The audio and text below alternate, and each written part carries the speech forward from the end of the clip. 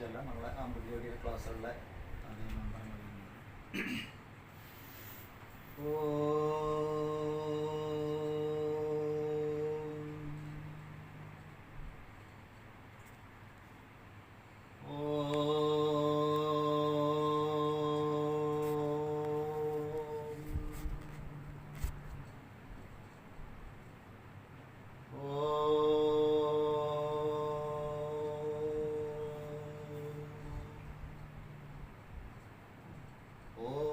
ശ്രീ ഗുരുഭ്യോ നമഃ. ഹരി ഓം. ബ്രഹ്മാനന്ദം പരമസുഖദം കേവലം ജ്ഞാനമൂർത്തിം ദ്വന്ദ്വാതീതം ഗഗനസദൃശം തത്വമസ്യാദിലക്ഷ്യം ഏകം നിത്യം വിമലമചലം സർവധി സാക്ഷിഭൂതം ഭാവാതീതം ത്രിഗുണരഹിതം സദ്ഗുരും തം നമാമി. ശ്രീ ഗുരുഭ്യോ നമഃ. എല്ലാവർക്കും നമസ്കാരം. ഇന്ന് മുതൽ നമ്മൾ കഠോപനിഷത്ത് പഠിക്കാൻ പോവുകയാണ്. ചെറിയ ചെറിയ നോട്ട്സ് എഴുതാനുണ്ടാവും. അങ്ങനെ കേട്ടെഴുതി പോയാൽ ശ്രദ്ധിച്ച് കേൾക്കുകയാണെങ്കിൽ നോട്ട്സിൻ്റെ ആവശ്യം വരില്ല. ഇത് പലപ്പോഴും മുമ്പ് നമ്മൾ പല പ്രാവശ്യം പറഞ്ഞ കാര്യങ്ങളാണ്. ഉപനിഷത്ത് എന്ന് പറഞ്ഞാൽ സമീപത്തിരുന്ന് പഠിക്കേണ്ടതാണ്. ഗുരുവിൻ്റെ സമീപത്തിൽ ഇരുന്നിട്ട് പഠിക്കുന്നതാണ്. അല്ലാതെ ഉപനിഷത്ത് എന്ന് പറഞ്ഞാൽ പുസ്തകമല്ല. ഒരു ഗുരുവിൻ്റെ സമീപത്തിരുന്ന് പഠിക്കുക എന്ന് പറഞ്ഞാൽ മറ്റു ഭാഗങ്ങളിൽ നിന്നൊക്കെ ശ്രദ്ധ തിരിഞ്ഞിരിക്കണം, ഗുരുവിലേക്ക് തിരിഞ്ഞിരിക്കണം. ഏകാഗ്രത വേണം, ശ്രദ്ധ വേണം. അതാണ് ഒന്നാമത്തെ കാര്യം. എന്നാലത് മനസ്സിലാവും. ഓരോ ഉപനിഷത്തും ഓരോ വേദവുമായിട്ട് ബന്ധപ്പെട്ടിരിക്കുന്നതാണ്. ഇത് യജുർവേദത്തിലാണ് കാണുന്നത്. യജുർവേദത്തിൻ്റെ 2 ഭാഗമുണ്ട്. ശുക്ല യജുർവേദം, കൃഷ്ണ യജുർവേദം. കൃഷ്ണ യജുർവേദത്തിലാണ് കഠോപനിഷത്ത് പറഞ്ഞിരിക്കുന്നത്. കഠോപനിഷത്തിന് 2 അധ്യായം ആണുള്ളത്. 2 അധ്യായം. ഇപ്പം ഭഗവത്ഗീതയ്ക്കാണെങ്കിൽ 18 അധ്യായം ഉള്ളത്. കഠോപനിഷത്ത് 2 അധ്യായം ഉള്ളു. ഓരോ അധ്യായത്തിനും 3 ഭാഗങ്ങളുണ്ട്. വല്ലികൾ എന്നാ പറയാം. വല്ലി, പ്രഥമ വല്ലി, ദ്വിതീയ വല്ലി, തൃതീയ വല്ലി. അതായത് 1ാമത്തെ വല്ലി, 2ാമത്തെ വല്ലി, 3ാമത്തെ വല്ലി. ഇതാണ് ഓരോ അധ്യായത്തിലുള്ളത്. 2ാമത്തെ അധ്യായത്തിലും അങ്ങനെ തന്നെ. അപ്പോൾ 2 അധ്യായത്തിലും കൂടി 6 വല്ലികളാണ് ഉള്ളത്. അപ്പോൾ അത്ര വലിയൊരു പുസ്തകം അല്ല, ചെറിയ പുസ്തകമാണ്. പക്ഷെ ചെറുതാണ് എന്ന് പറഞ്ഞിട്ട് കാര്യമില്ല.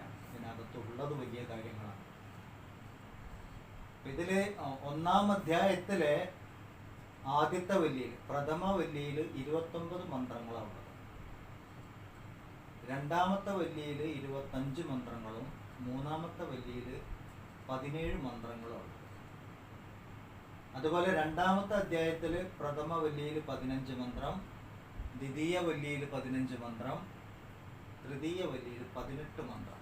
ഇങ്ങനെ ആകെ 120 മന്ത്രം ആണ് ഉള്ളത്. മന്ത്രത്തിന്റെ എണ്ണം നോക്കണ്ട. 1ാം അധ്യായം 19 29. അത് കിട്ടും. ഇങ്ങനെ നമ്മൾ ചൊല്ലി ക്ലാസ്സിൽ ഓരോ മന്ത്രം ചൊല്ലിക്കുമ്പോൾ നമ്പർ കിട്ടും. എന്നാലും ഒന്ന് എഴുതി വെച്ചോളൂ, ജനറൽ നോളജിന് ആവശ്യമാണ്. ഫസ്റ്റ് ചാപ്റ്റർ, ഫസ്റ്റ് വല്ലി 29 മന്ത്രാസ്, സെക്കൻഡ് വല്ലി 25 മന്ത്രാസ് ആൻഡ് തേർഡ് വല്ലി 17 mantras. Second chapter, first valli 15 mantras. Second chapter, second valli 15 mantras. And second chapter, third valli 18 mantras. Total 120 mantras. അപ്പോൾ ഈ കഠോപനിഷത്ത് പറയുമ്പോൾ ഇത് കർമ്മകാണ്ഡത്തിന് കുറച്ചും കൂടി കർമ്മകാണ്ഡത്തിനേക്കാളും കൂടുതൽ ജ്ഞാനകാണ്ഡത്തിന് ഇമ്പോർട്ടൻസ് കൊടുത്തിട്ടുള്ളതാണ്. അപ്പം കർമ്മകാണ്ഡം എന്താണ്, ജ്ഞാനകാണ്ഡം എന്താണ് എന്നൊരു സംശയം വരും. വേദങ്ങളിലെ വൈദിക കർമ്മങ്ങളിലുള്ള ഭാഗത്തിനെയാണ് കർമ്മകാണ്ഡം പറയുന്നത്. ആധ്യാത്മിക തത്വങ്ങൾ പറയുന്ന ഭാഗം ജ്ഞാനകാണ്ഡം. അതിപ്പോൾ നമ്മൾ ഗീതാ ക്ലാസ് പഠിക്കുമ്പോഴും കാണാം. വൈദിക കർമ്മങ്ങളിലൂടെ മാക്സിമം കിട്ടാൻ പോകുന്നത് ബ്രഹ്മലോകമാണ്, മോക്ഷ. പുണ്യങ്ങൾ സമ്പാദിച്ച് സ്വർഗം വരെ പോകാം, പിന്നെ തിരിച്ചു വരാം. അതാണ് കർമ്മകാണ്ഡത്തിൻ്റെ പ്രത്യേകത. അതിനും അപ്പുറം പോകണമെങ്കിൽ ജ്ഞാനകാണ്ഡം. ജ്ഞാനകാണ്ഡത്ത് നമ്മൾ അതിലേക്ക് കയറുമ്പോഴാണ് മോക്ഷത്തിന് അർഹമാകുന്നത്. അപ്പോൾ ഈ കഠോപനിഷത്തിലെ ആദ്യത്തെ കുറേ ഭാഗങ്ങൾ വൈദിക കർമ്മങ്ങളെക്കുറിച്ചും അതിൻ്റെ ഫലങ്ങളെക്കുറിച്ചും പറയും. എന്തൊക്കെയാണ്? അതിനുശേഷമുള്ള ഭാഗങ്ങളിൽ ബ്രഹ്മവിദ്യയെക്കുറിച്ചും മോക്ഷത്തെക്കുറിച്ചും പറയും. അപ്പോൾ 2 ഭാഗമായിട്ട് നമ്മൾ കാണുന്നത്. ആദ്യത്തെ അധ്യായമല്ല, പ്രഥമവല്ലി മുതലേ ഇത് ജ്ഞാനം പറഞ്ഞുകൊണ്ടാണ് തുടങ്ങാം. പക്ഷെ ഇതിൻ്റെ നമ്മളൊരു ജനറലായിട്ട് ഐഡിയ കിട്ടാൻ വേണ്ടിയിട്ട് പറഞ്ഞു നോക്കാം. ആദ്യത്തെ ഭാഗത്ത് വൈദിക കർമ്മങ്ങൾ, അതിൻ്റെ ഫലങ്ങൾ, അത് നശ്വരമാണ്, അതുകൊണ്ട് ആത്യന്തികമായ ദുഃഖനിവൃത്തിയില്ല എന്നൊക്കെ പറയും. അത് തെളിയിക്കും. മോക്ഷദായകമല്ല, അത് സുഖദായകമാണ്, സ്വർഗദായകമാണ്. അതിനുശേഷം ഉള്ള ഭാഗത്ത് ബ്രഹ്മവിദ്യയെക്കുറിച്ച്, ആത്മവിദ്യയെക്കുറിച്ച് പറയുന്നു, കൈവല്യപ്രാപ്തിയെക്കുറിച്ച് പറയുന്നു, അതിന് വേണ്ട സാധനങ്ങളെക്കുറിച്ച് പറയുന്നു. ഈ കഠോപനിഷത്തിൽ ഇപ്പം നമ്മൾ ഭഗവത്ഗീതയിൽ ധൃതരാഷ്ട്രരും സഞ്ജയനും അർജുനും ശ്രീകൃഷ്ണനും എന്ന് പറഞ്ഞതുപോലെ തന്നെ ഇതിലും മുഖ്യമായിട്ട് 4 ആൾക്കാരാണ് ഉള്ളത്. അത് ആദ്യത്തെ ഭാഗത്ത് 2 ആൾക്കാർ ഇൻട്രൊഡ്യൂസ് ചെയ്യുന്നുള്ളൂ, അതോടുകൂടി അവരുടെ റോള് കഴിഞ്ഞു. പിന്നീട് മുഖ്യമായിട്ട് ഏറ്റവും പ്രധാനപ്പെട്ട 2 ആൾക്കാർ തമ്മിലുള്ള സംഭാഷണമാണ് കഠോപനിഷത്തിലുള്ളത്. ഒരാൾ ശിഷ്യനാണ്, ഒരാൾ ഗുരുവാണ്. അപ്പോൾ കഠോപനിഷത്തിലെ ശിഷ്യനിലെ ജിജ്ഞാസു, ബ്രഹ്മജിജ്ഞാസു എന്ന് പറയാം ആയിട്ടിരിക്കുന്ന ആൾ, ശിഷ്യനായിട്ടിരിക്കുന്ന ആളുടെ പേരാണ് നചികേതസ്.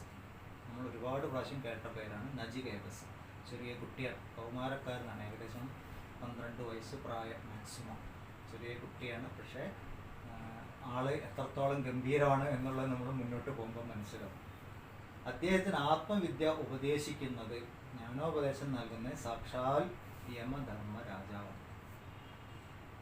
അപ്പം യമനും നചികേതസും കൂടിയുള്ള ഒരു സംഭാഷണമാണ് കഠോപനിഷത്ത്. ആ സംഭാഷണത്തിലൂടെ ആത്മവിദ്യ പറഞ്ഞു തരുന്നു. ആർക്ക് പറഞ്ഞു തരുന്നു വെച്ചാൽ നമുക്ക് പറഞ്ഞു തരുന്നു. ഇത് പുരാണകാലം മുതലുള്ള ഒരു ടീച്ചിങ്ങിൻ്റെ ഒരു ടെക്നിക്കാണ്. നമ്മളുടെ ജീവിതവുമായിട്ട് ബന്ധപ്പെട്ടുകൊണ്ട് ആധ്യാത്മിക തത്വങ്ങളെ പറയും. അതാണ് പരസ്പരം ചോദ്യവും ഉത്തരങ്ങളായിട്ട് പറയുന്നത്. ചിലർ കഥാരൂപത്തിലൂടെ പറയും, ഇവിടെ ചോദ്യോത്തരമായിട്ട്. ഹിന്ദുവിൻ്റെ മിക്കവാറും ശാസ്ത്രങ്ങളൊക്കെ ചോദ്യോത്തര രൂപത്തിലാണ്. അതിനുള്ള സ്വാതന്ത്ര്യം അതിൽ തന്നിട്ടുണ്ട്. ഇത്തരം പൂർണ്ണമായിട്ട് തൃപ്തിയാവുന്നത് വരെ ചോദിക്കാം എന്നുള്ളതാണ്. അപ്പോൾ ഇവിടെ ഉള്ളത് നചികേതസും യമധർമ്മ രാജാവുമാണ്. ആത്മവിദ്യയാണ് വിഷയം, മോക്ഷമാണ് അതിൻ്റെ പ്രയോജനം. ഇത്രയും കാര്യങ്ങൾ പറയും. ആരാണ് അധികാരി എന്ന് ചോദിച്ചാൽ തീവ്ര വൈരാഗ്യമുള്ളവരാണ് അധികാരി. ഇത് നമ്മൾ സ്വയം ചോദിക്കേണ്ട ചോദ്യമാണ്. എനിക്ക് തീവ്ര വൈരാഗ്യം ഉണ്ടോ? അത്ര വിഷയഭോഗങ്ങളോടുള്ള അത്ര വൈരാഗ്യമുള്ളവർക്ക് ഇതിൻ്റെ യമം പറഞ്ഞു കൊടുക്കുന്ന കാര്യങ്ങൾ വേണ്ട വിധം മനസ്സിലാവുള്ളൂ. അപ്പോൾ പഠിക്കാം. പഠിക്കുന്ന എന്തിനാണ്? വൈരാഗ്യം ഉണ്ടാവും. വൈരാഗ്യം ഉണ്ടാവുന്നതനുസരിച്ച് തത്വങ്ങൾ തെളിയും. സ്കൂൾ പഠിക്കുന്ന പോലെയല്ല ഇത് എന്ന് പറയാം. നമ്മുടെ ഉള്ളിലെ മാറ്റങ്ങൾ, ആന്തരികമായിട്ടുള്ള മാറ്റങ്ങൾ ആവശ്യമാണ്. അതിനുള്ള പ്രയത്നം ആവശ്യമാണ്. ഇനി പറയുകയാണെങ്കിൽ ഇതിലെ അപ്പം യമധർമ്മരാജാവിനെ കുറിച്ച് പറഞ്ഞു, നചികേതസിനെ കുറിച്ച് പറഞ്ഞു. നചികേതസിൻ്റെ അച്ഛൻ്റെ പേര് ഉദ്ദാലകൻ. അദ്ദേഹത്തിന് ആരുണി എന്നൊരു പേരുണ്ട്, ഉദ്ദാലകൻ. ഈ മഹർഷിമാരുടെ പേരൊക്കെ നമ്മൾ മുമ്പ് പലതും കേട്ടിട്ടുണ്ട്. പല ഉപനിഷത്തിൽ ഇതൊക്കെ ഉണ്ട്. അതിൽ പറഞ്ഞ ആൾക്കാർ തന്നെയാണോ ഇതിൽ എന്നുള്ള കാര്യത്തിലൊക്കെ സംശയം പലരും പറയുന്നുണ്ട്. നമുക്ക് എന്തായാലും ആൾക്കാരുടെ പേരോ ക്യാരക്ടറിനെ വിടാം. അവർ എന്താണ് പറഞ്ഞത് അത് കേൾക്കാം. നമുക്കതാ വേണ്ടത്.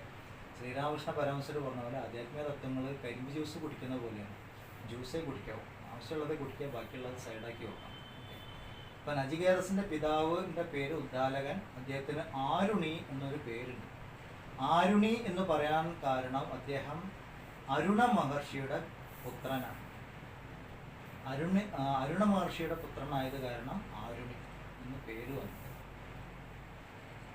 ഉദ്ദാലകൻ്റെ പിതാവിൻ്റെ പേരെന്താണ്? അരുണ മഹർഷി. അരുണ മഹർഷിക്ക് വേറൊരു പേരുണ്ട്, അതാണ് വാജശ്രവസ്. എന്താണ് ഈ വാജശ്രവസ് എന്ന് പറയാൻ കാരണം? ശരിക്ക് വാചസ്രവസ് എന്നുള്ളത് ഒരു ബഹുമതിയാണ്. ധാരാളമായിട്ട് അന്നദാനം ചെയ്യുന്ന ആള് അതാണ്. അപ്പം അന്നദാനം ചെയ്യുന്നുണ്ട്. എന്തിനാണ് ഈ അന്നദാനം ചെയ്യുന്നത്? അന്നദാനം ചെയ്താൽ സ്വർഗം കിട്ടും. അപ്പോൾ ധാരാളമായിട്ട് അന്നദാനം ചെയ്യും, യജ്ഞം ചെയ്യും. അപ്പോൾ ഈ ആരുണി എന്ന് പറയുന്ന ആള് സ്വർഗം ഇച്ഛിക്കുന്ന ആളാണ്. അപ്പം നമ്മൾ 4 ആൾക്കാരെ കുറിച്ച് പറഞ്ഞു. വാചസ്രവസ് ധാരാളമായിട്ട് അന്നദാനമൊക്കെ ചെയ്യും, നിഷ്കാമ സേവനം ചെയ്യുന്ന ആളാണ്. അദ്ദേഹത്തിൻ്റെ മകൻ ആരുണി ഉദ്ദാലകൻ, വൈദിക കർമ്മങ്ങളൊക്കെ ചെയ്ത് സ്വർഗം കിട്ടാൻ ആഗ്രഹിക്കുന്ന ആളാണ്. അദ്ദേഹത്തിൻ്റെ മകൻ നചികേതസ് ബ്രഹ്മജിജ്ഞാസുവാണ്. അവർക്ക് ഉപദേശം കൊടുക്കുന്നു ധർമ്മരാജാവ്. യമധർമ്മം തന്നെയാണ് ഉപദേശം കൊടുക്കുന്നത്. 4 സ്റ്റേജ് നമുക്കിവിടെ കാണാം. ഇത്രയും കാര്യങ്ങളൊക്കെ പറഞ്ഞതിന് ശേഷം നമുക്ക് ഓരോ ഉപനിഷത്തിനും ഓരോ ശാന്തി പാഠം ഉണ്ട്. കഠോപനിഷത്തിലെ ശാന്തി പാഠം നമ്മൾ ഓൾറെഡി പല പ്രാവശ്യം ചൊല്ലിയ ശാന്തി മന്ത്രമാണ്. അത് കാരണം എല്ലാവരും ഒരുമിച്ച് ചൊല്ലിക്കോളും. മൈക്ക് ഓണാക്കണ്ട, മൈക്ക് ഓണാക്കാതെ ചൊല്ലിക്കോളും. ഓം ശ്രീ ഗുരുഭ്യോ നമഃ. ഹരി ഓം. അഥ കഠോപനിഷത്ത് ശാന്തിപാഠം. ഓം സഹനാ ഭവതു സഹനോ ഭുനക്തു സഹ വീര്യം കരവാവഹൈ തേജസ്വിനാവധീതമസ്തു മാ വിദ്വിഷാവഹൈ. ഓം ശാന്തി ശാന്തി ശാന്തി. ഇതാണ് കഠോപനിഷത്തിന്റെ ശാന്തിപാഠം. ഓം എന്ന് പറഞ്ഞിട്ടാണ് തുടങ്ങുക. എല്ലാ ആധ്യാത്മിക പഠനവും ഓം പറഞ്ഞിട്ട് തുടങ്ങും. ഗ്രന്ഥവും ഓം. ഓം മംഗളവാചകമാണ്. പൂർണ്ണ ബ്രഹ്മത്തിൻ്റെ പ്രതീകമാണ് ഓം. ഓം പറഞ്ഞിട്ട് തുടങ്ങി. ഈശ്വരൻ അല്ലെങ്കിൽ പരബ്രഹ്മം ഞങ്ങളെ 2 പേരെയും രക്ഷിക്കട്ടെ. അതാണ് ആദ്യത്തെ പ്രാർത്ഥന. ഞങ്ങൾ 2 പേരും ഒന്നിച്ച് ശാന്തി, പൂർണ്ണ ശാന്തി അനുഭവിക്കട്ടെ. ഒന്നിച്ച് വീര്യം ഉപയോഗിക്കട്ടെ, തേജസ് ഉപയോഗിക്കട്ടെ, ഉജ്ജ്വലമായി തീരട്ടെ. ഞങ്ങൾ പഠിച്ച വിദ്യ ഉജ്ജ്വലമായി തീരട്ടെ. പരസ്പരം ദ്വേഷിക്കാതിരിക്കട്ടെ ആണ് മന്ത്രത്തിൻ്റെ അർത്ഥം. അപ്പം പരസ്പരം ദ്വേഷിക്കാതിരിക്കട്ടെ എന്നുള്ളതൊരു പ്രധാനപ്പെട്ട ഭാഗമാണ്. ഗുരുവും ശിഷ്യനും തമ്മിൽ, അല്ലെങ്കിൽ എവിടെ ആധ്യാത്മികമായിട്ടുള്ള പഠനം നടക്കുന്നുണ്ടോ അവിടെ ആ പഠനം പറഞ്ഞു കൊടുക്കുന്ന ആളും അത് സ്വീകരിക്കുന്ന ആളും തമ്മിൽ ഹൃദയം കൊണ്ട് ഐക്യം ഉണ്ടാവണം. വിദ്വേഷം ഉണ്ടാവരുത്, വെറുപ്പുണ്ടാവരുത്, സംശയം ഉണ്ടാവരുത്. അങ്ങനെ വല്ലപ്പോഴൊക്കെ ഉണ്ടായിട്ടുണ്ടെങ്കിൽ ആ പഠനം അതിൻ്റെ പൂർണ്ണതയിലേക്ക് എത്തില്ല, പഠിക്കുന്നതും മനസ്സിലാവില്ല. ഹൃദയം കൊണ്ട് ഒന്നായിരിക്കണം, ഒരേപോലെ ചിന്തിക്കാൻ പറ്റും. നമ്മൾ വേറെ മന്ത്രമൊക്കെ പഠിച്ചിട്ടുണ്ട്. ഓം വാങ്മേ മനസ്സിൽ പ്രതിഷ്ഠിത എന്നൊക്കെ പറഞ്ഞൊരു മന്ത്രമുണ്ട്.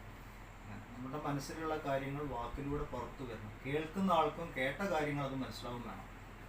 അപ്പോൾ ഇതിൽ 2-3 കാര്യം എന്താണെന്ന് പറഞ്ഞാൽ, നമ്മളുടെ ഉള്ളിലുള്ള ആശയങ്ങളെ പൂർണ്ണമായി വാക്കിലൂടെ പ്രകടമാക്കാൻ സാധിക്കണം.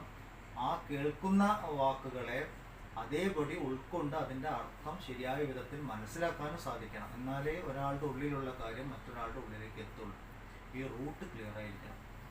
ഇത് നെഗറ്റീവായിട്ടുള്ള കാര്യങ്ങൾ, വിദ്വേഷം, വെറുപ്പ്, ആശയം, അസൂയ, കുശുമ്പൊക്കെ ഉണ്ടെങ്കിൽ ഇതൊന്നും നടക്കില്ല. കേട്ടു, അവനാണ് തോന്നിയത് മനസ്സിലായി, അങ്ങനെ പോകും.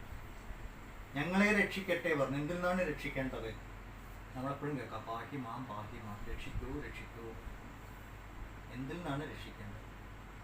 ദുഃഖദായകമായിട്ടുള്ള എല്ലാറ്റിൽ നിന്നും രക്ഷിക്കണം. അപ്പോഴേ അതായത് ശരിയായ രക്ഷ. പൂർണ്ണമായ ദുഃഖ നിവൃത്തിക്കാണ് രക്ഷ എന്ന് പറയുന്നത്. ആരും നമ്മളെ പിടിക്കാൻ വരുമ്പോൾ ഓടി രക്ഷപ്പെടുന്നവർക്ക് രക്ഷയല്ല, ഇവിടുത്തെ രക്ഷ. എന്ത് വേണം? ഒരുമിച്ച് ശാന്തി, പരമമായ ശാന്തി അനുഭവിക്കണം. നമുക്ക് കിട്ടിയിരിക്കുന്ന വിദ്യയെ ഫലപ്രദമായിട്ട് ഉപയോഗിക്കാൻ സാധിക്കണം. തപസ്സിൻ്റെ ശക്തിയെ വേണ്ട വിധത്തിൽ ഉപയോഗിക്കാൻ സാധിക്കണം. ഇതൊക്കെ 2 ആളും കൂടി ഒരുമിച്ചുള്ള പ്രാർത്ഥനയാണ്. ആരൊരു ലേറ്റ് കമർ വന്നില്ല. ലേറ്റ് കമർ എന്ത് പറ്റി സാവിത്രിജി? ക്ലാസ് തുടങ്ങി. എല്ലാവരും ടൈമിന് വരണം. അതിൻ്റെ ഇടയ്ക്ക് ആരും കയറി വരുമ്പോൾ ഡിസ്റ്റർബ് ആകും. നമ്മൾ പറയുന്നതിൻ്റെ ഫ്ലോ. അപ്പോൾ ഈ മന്ത്രം ഒരുപാട് പ്രധാനപ്പെട്ട മന്ത്രം ആണ് സഹനാവവതു എന്നുള്ളത്. വിദ്യ പൂർണ്ണമാണെങ്കിൽ ഈ മന്ത്രം നമ്മൾ അതിൻ്റെ അർത്ഥം മനസ്സിലാക്കി തന്നെ ജീവിതത്തിൽ പ്രയോഗിക്കും. അതിന് ശേഷം 1-ാം അധ്യായം അതിലേക്ക് നമ്മൾ പ്രവേശിക്കുകയാണ്. 1-ാം അധ്യായത്തിലെ ആദ്യത്തെ പ്രഥമവല്ലി മന്ത്രം. ഇതിൽ പുസ്തകം കയ്യിലുള്ളവരുണ്ടോ? പലർക്കും ഞാൻ കഠോപനിഷത്ത് കൊടുത്തിട്ടുണ്ടായിരുന്നു. ആരുടെങ്കിലൊക്കെ കയ്യിലുണ്ടോ പുസ്തകം? ഒരാൾ, രണ്ട് മൂന്നാൾ. ഓക്കെ, 3 ആൾ കയ്യിലുള്ളത്. എവിടെന്നെങ്കിലും കിട്ടുമോ നോക്കൂ. കഠോപനിഷത്ത് ഇത് ശ്രീരാമകൃഷ്ണ മിഷൻ പ്രസിദ്ധീകരിക്കുന്നുണ്ട്. വേറെ പല ആശ്രമങ്ങളും പ്രസിദ്ധീകരിക്കുന്നുണ്ട്. ചിന്മയ മിഷനിലുണ്ട്. ചിന്മയ മിഷനിൽ മലയാളം ഉണ്ടോയെന്ന് അറിയില്ല, ഇംഗ്ലീഷുണ്ട്. ഒരു യജ്ഞവേദിയാണ് രംഗം. ഇവിടുന്നാണ് ഉപനിഷത്ത് തുടങ്ങുന്നത്. ഇവിടെ ഉദ്ദാലകൻ അല്ലെങ്കിൽ ആരുണി നചികേതസിൻ്റെ അച്ഛൻ യജ്ഞം ചെയ്തുകൊണ്ടിരിക്കുകയാണ്. അപ്പോൾ യജ്ഞം കഴിഞ്ഞതിന് ശേഷം ദക്ഷിണ കൊടുക്കണം. പണ്ട് കാലത്തൊക്കെ ദക്ഷിണയായിട്ട് പശുക്കളിൽ പിന്നെ ധാന്യങ്ങളൊക്കെ കൊടുക്കുക. അത് ദക്ഷിണ വാങ്ങുന്ന ആൾക്ക് ജീവിക്കാനുള്ള മാർഗം അതിൽ നിന്ന് കിട്ടണം. ഈ ദാനം കൊടുക്കുന്നതിനൊക്കെ കുറേ ലക്ഷണങ്ങളുണ്ട്. നമ്മളത് ഭഗവത്ഗീതയിൽ പഠിക്കും. വെറുതെ കൊടുത്താൽ പോരാ, അത് വാങ്ങുന്ന ആൾക്ക് അത് ഉപയോഗപ്പെടണം. അങ്ങനെയും കൂടിയുണ്ട്. നമ്മളിപ്പോൾ ഈ ഗിഫ്റ്റ് കൊടുക്കണ പോലെയല്ല. പണ്ടൊക്കെ അതിന് ഓരോ ഉദ്ദേശമുണ്ട്. അതിനനുസരിച്ചിട്ടാണ് ദാനം കൊടുക്കുക. അപ്പോൾ ദാനം കൊടുക്കുന്നതിനനുസരിച്ച് അത് വേണ്ട വിധത്തിൽ വിധിപ്രകാരം ആയിട്ടില്ലെങ്കിൽ അതിൻ്റെ ദോഷഫലങ്ങളും ഉണ്ട്. അപ്പോൾ അത് വിധിപ്രകാരം വേണം ദാനം ചെയ്യാൻ. അപ്പോൾ ഈ യജ്ഞം നടന്നു കഴിഞ്ഞിട്ട് ദാനം ചെയ്യുമ്പോൾ ഇദ്ദേഹം കുറേ ചാവാലി പശുക്കളെയാണ് ദാനം ചെയ്യുന്നത്. കൂടി ഒന്ന് എണീറ്റ് നിൽക്കാൻ ജീവനില്ലാത്ത പശുക്കളാണൊക്കെ. ശുഷ്കിച്ച് എല്ലും തോലുക. അതിനെ കൊണ്ടുപോയിട്ട് കറവയ്ക്കില്ല. അതിന് എണീറ്റ് നിൽക്കാനും കൂടി പറ്റില്ല. അപ്പോൾ കൊണ്ടുപോയിട്ട് കാര്യമില്ല. അപ്പോൾ ഇദ്ദേഹത്തിൻ്റെ പുത്രൻ നചികേതസ് ഇത് കണ്ടുകൊണ്ടിരിക്കുകയാണ്. അപ്പം നചികേതസിനൊരു കാര്യം മനസ്സിലായി. ഈ വിധത്തിലുള്ള ദാനം ചെയ്തു കഴിഞ്ഞാൽ അച്ഛന് പാപം കിട്ടും. അച്ഛന് സ്വർഗം കിട്ടില്ല, നരകം കിട്ടും, പാപമായി പോകും. അപ്പം അതങ്ങനെ ചെയ്യാൻ പാടില്ലല്ലോ എന്ന് പറഞ്ഞു. അപ്പം അതിന് പ്രായശ്ചിത്തമായിട്ട് നചികേതസ് വിചാരിച്ചു, ഞാൻ എന്നെ കൊടുക്കാം എന്ന് പറഞ്ഞു. അങ്ങനെ മനസ്സിൽ വിചാരിച്ചു. അപ്പം നമ്മൾ ആലോചിക്കേണ്ട ഈ ചെറിയ കുട്ടിയുടെ അറിവാണ് ആദ്യം മനസ്സിലാക്കേണ്ടത്. ഇതിൽ കുമാരൻ എന്ന് പറഞ്ഞാൽ കൗമാരപ്രായത്തിൽ എന്ന് പറഞ്ഞാൽ ഏകദേശം 12 വയസ്സ്, 9 മുതൽ 12 വയസ്സിനാണ് അത് പറയാം. ആ പ്രായത്തിലുള്ളൊരു കുട്ടിക്ക് അച്ഛൻ്റെ കർമ്മങ്ങളെ നോക്കി നിന്നിട്ട് അച്ഛൻ്റെ കർമ്മങ്ങളിലെ തെറ്റ് കണ്ടുപിടിച്ചിട്ട് അതിൻ്റെ പരിണത ഫലങ്ങളെക്കുറിച്ച് മനസ്സിലാക്കാനും അതിന് പ്രായശ്ചിത്തം ചെയ്യാനും തോന്നി എന്ന് പറഞ്ഞാൽ ആ കുട്ടിക്ക് അത്രയും അറിവുള്ള കുട്ടിയാണ്. അത്രയ്ക്ക് അറിവ് ആ കുട്ടിക്ക് വേണമെങ്കിൽ അതുപോലെയാണ് അതിനെ വളർത്തിയത്. അതും കൂടി ആലോചിക്കണം. അപ്പോൾ ഇന്നത്തെ പോലത്തെ സ്കൂളൊന്നല്ല, ഗുരുകുലങ്ങളാണ്. ഈ കുട്ടി എവിടെയാണ് പഠിച്ചത് എന്നുള്ളത് അതിനെക്കുറിച്ച് പറഞ്ഞിട്ടില്ല. ഈ ചിലപ്പം ഉദ്ദാലകൻ്റെ അടുത്ത് തന്നെയായിരിക്കും. അതിനെക്കുറിച്ച് പറഞ്ഞിട്ടില്ല. നമ്മൾ ഊഹിക്കുകയാണെങ്കിൽ അവിടെ തന്നെയായിരിക്കും ഈ കുട്ടി പഠിച്ചത്. അപ്പം നല്ല അറിവുള്ള കുട്ടിയാണ്. ഈ കുട്ടി അച്ഛൻ്റെ അടുത്ത് പോയിട്ട് ചോദിച്ചു, എന്നെ ആർക്കാ കൊടുക്കണമെന്ന് ചോദിച്ചു. അപ്പോൾ അച്ഛൻ ഇങ്ങനെ ഈ പശുക്കളെ ദാനം ചെയ്യുന്ന തരത്തിലാണ്. കുട്ടി രണ്ടാമതെയും ചോദിച്ചു. അപ്പോഴും അച്ഛൻ മൈൻഡ് ചെയ്യുന്നില്ല. പിന്നെ വീണ്ടും പോയിട്ട് ചോദിച്ചു. അപ്പോൾ അച്ഛന് ദേഷ്യം പിടിച്ചു. ദേഷ്യം പിടിച്ചപ്പോൾ കുട്ടിയോട് നിന്നെ ഞാൻ മരണത്തിന് കൊടുക്കാൻ പോവുക. അപ്പോൾ കുട്ടിക്ക് സമാധാനം, മരണത്തിന് കൊടുക്കാൻ. ഒരു കുട്ടി എന്ത് ചെയ്തു? ഒരു മൂലയിൽ പോയിരുന്നിട്ട് ആലോചിച്ചു, ഞാനിപ്പോൾ അവിടെ പോയിട്ട് എന്താ ചെയ്യും? എനിക്ക് കുറച്ച് കഴിവുകളൊക്കെ ഉണ്ട്, അതൊക്കെ ശരി തന്നെ. പക്ഷേ ഞാനിപ്പോൾ യമൻ്റെ അടുത്ത് പോയിട്ട് എന്ത് ചെയ്യും? യമൻ എന്നെ കൊണ്ട് എന്താ പ്രയോജനം എന്നൊക്കെ ഇരുന്ന് ആലോചിക്കാൻ തുടങ്ങി. പക്ഷേ മൂപ്പര് ഏതായാലും അച്ഛൻ പറഞ്ഞതല്ലേ, അച്ഛനെ രക്ഷിക്കും വേണം. അങ്ങനെ ആള് യമരാജാവിൻ്റെ അടുത്തേക്ക് പോയി. അവിടെ ചെന്നപ്പം യമരാജാവ് അറിയില്ല, അദ്ദേഹം പുറത്താണ്. അപ്പം അദ്ദേഹത്തിൻ്റെ പത്നി വന്ന് നോക്കിയപ്പം ഒരു ബ്രാഹ്മണകുമാരനാണ്. ബ്രാഹ്മണകുമാരൻ എന്ന് പറഞ്ഞാൽ നമ്പൂരിക്കുട്ടി എന്നല്ല അർത്ഥം, അറിവുള്ളവൻ. ഒരു ചെറിയ കുട്ടിയാണെങ്കിൽ ആ കുട്ടിയുടെ പെരുമാറ്റം എന്താ കണ്ടാൽ മനസ്സിലായി ഈ കുട്ടി നല്ല തേജസ്സുള്ള അറിവുള്ള കുട്ടിയാണ്. അപ്പോൾ എന്താ കാര്യം ചോദിച്ചാൽ പറഞ്ഞു, അങ്ങനെ ഇങ്ങനെ പറഞ്ഞയച്ച് പിന്നെ അച്ഛൻ ഇങ്ങോട്ട് നമുക്ക് ഇവിടെ എന്തോ സേവനം ചെയ്യാനുണ്ടാവും, അതുകൊണ്ടാണല്ലോ ഞാൻ എത്തിയത്. അപ്പോൾ ഈ യമധർമ്മൻ്റെ പത്നി പറഞ്ഞു, അങ്ങേര് പുറത്തു പോയിരിക്കുകയാണ്, 2-3 ദിവസം കഴിയും വരാൻ എന്ന് പറഞ്ഞു. അപ്പോൾ ഈ കുട്ടി പറഞ്ഞു, ശരി ഞാൻ അവിടെ കാത്തിരിക്കാം. അങ്ങനെ അവിടെ കാത്തിരുന്നു. അതുകൊണ്ട് കൊട്ടാരത്തിൻ്റെ ഉള്ളിലേക്കൊന്നും കയറിയില്ല, പഠിക്കലിരുന്നു, നിരാഹാരം ഇരുന്നു എന്നാ പറയും. അപ്പം 3 ദിവസം ആൾ നിരാഹാരം ഇരുന്നു. 3-ാം ദിവസം യമധർമ്മൻ തിരിച്ചെത്തിയപ്പോൾ പഠിക്കൽ ഒരു കുട്ടി ഇരിക്കുന്നു, നല്ല തേജസ്സുള്ള കുട്ടി. അപ്പോഴത്തേക്കും യമൻ്റെ പത്നി ഓടി വന്നു, പറഞ്ഞു ഈ കുട്ടി 3 ദിവസമായിട്ട് കാത്തിരിക്കുകയാണ്, എന്താ ചെയ്യുക? അപ്പോഴത്തേക്ക് യമധർമ്മൻ പറയൂ, നമ്മുടെ അതിഥിയാണ്, അതിഥി ഉള്ളിലേക്ക് വിളിക്കണ്ടേ, അതിഥി അങ്ങനെ പുറത്തിരുത്തുന്നത് ശരിയല്ല, മര്യാദയല്ല, പാപം കിട്ടും, നരകം കിട്ടും, അതൊന്നും നമ്മൾ ചെയ്യാൻ പാടില്ല, അത് അധർമ്മമാണ്, ഈ കുട്ടിയെ അകത്തേക്ക് വിളിക്കണം. യമധർമ്മരാജാവ് കുട്ടിയോട് ക്ഷമ ചോദിച്ചു, ആദ്യം സോറി പറഞ്ഞു.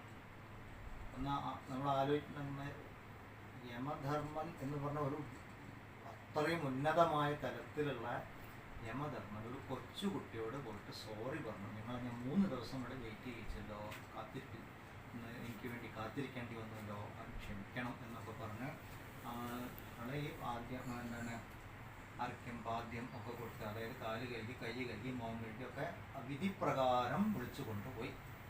എന്നിട്ട് പറഞ്ഞു, നിങ്ങൾ 3 ദിവസം എനിക്ക് വേണ്ടി കാത്തിരുന്നില്ലേ, ക്ഷമിക്കണം, പക്ഷേ ഇതിന് പകരമായിട്ട് ഞാൻ 3 വരം തരാം, ഈ വരം ചോദിച്ചോളൂ എന്ന് പറഞ്ഞു.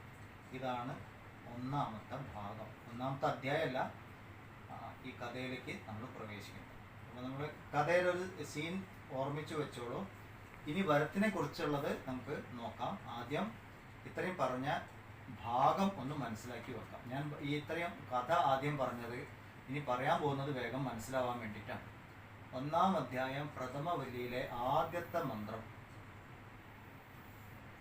ഓം ഉശൻഹ വൈ വാജശ്രവസഃ സർവവേദ സന്തതോ തസ്യഹ നചികേതാ നാമ പുത്ര ആസാ. ഓം എന്ന് പറഞ്ഞ് തുടങ്ങിയിട്ട് പറഞ്ഞു, വാജശ്രവസ് ആയ പുത്രൻ, അദ്ദേഹം യാഗം ചെയ്തുകൊണ്ടിരിക്കുകയാണ്. ആ യാഗം ചെയ്തുകൊണ്ടിരിക്കുന്ന ഉദ്ദാലകന് നചികേതസ് എന്നൊരു പുത്രൻ ഉണ്ടായിരുന്നു. ഇതാണ് ആദ്യത്തെ മന്ത്രം പറഞ്ഞിരുന്നത്. 2-ാമത്തെ മന്ത്രം പറയുന്നത്, തംഹകുമാരം സന്തം ദക്ഷിണാസു നീയമാനാസു ശ്രദ്ധാവിവേശ സോമന്യത.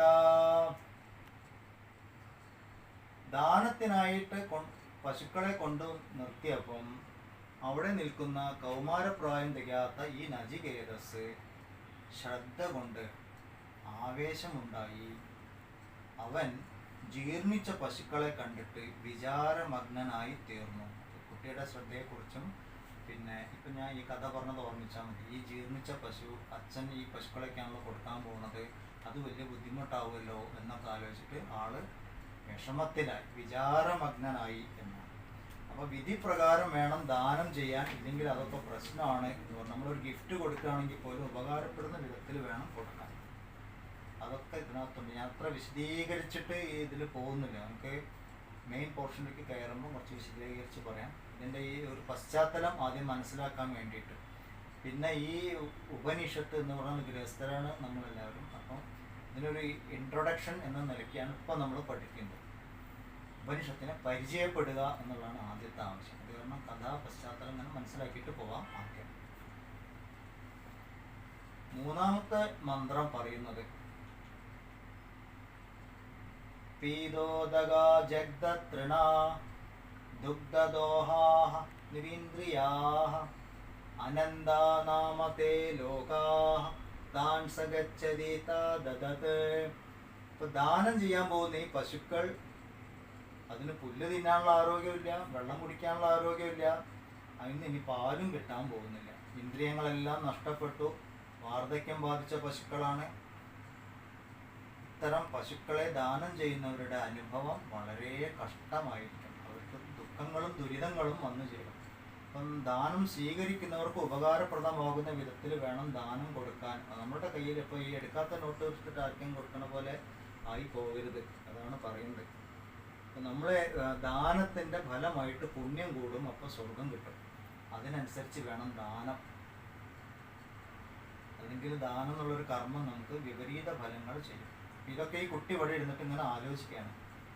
അവർക്ക് ദുഃഖങ്ങളുള്ള ലോകത്തിലേക്ക് പോകേണ്ടി വരുമല്ലോ. ഇപ്പോൾ ഇങ്ങനെ ചെയ്യുന്നത് ആരാണ്? സ്വന്തം അച്ഛനാണ്. അപ്പം അച്ഛൻ ഇങ്ങനെയൊക്കെ ചെയ്ത് ഫോർമാലിറ്റി ഒക്കെ ചെയ്ത് കാണിച്ച് ദുഃഖങ്ങളെയാണല്ലോ വളർത്തി വരുന്നത് എന്നിങ്ങനെ വിചാരിച്ചു. അപ്പം നല്ല അച്ഛൻ്റെ അടുത്ത് ഇങ്ങനെ പോയി.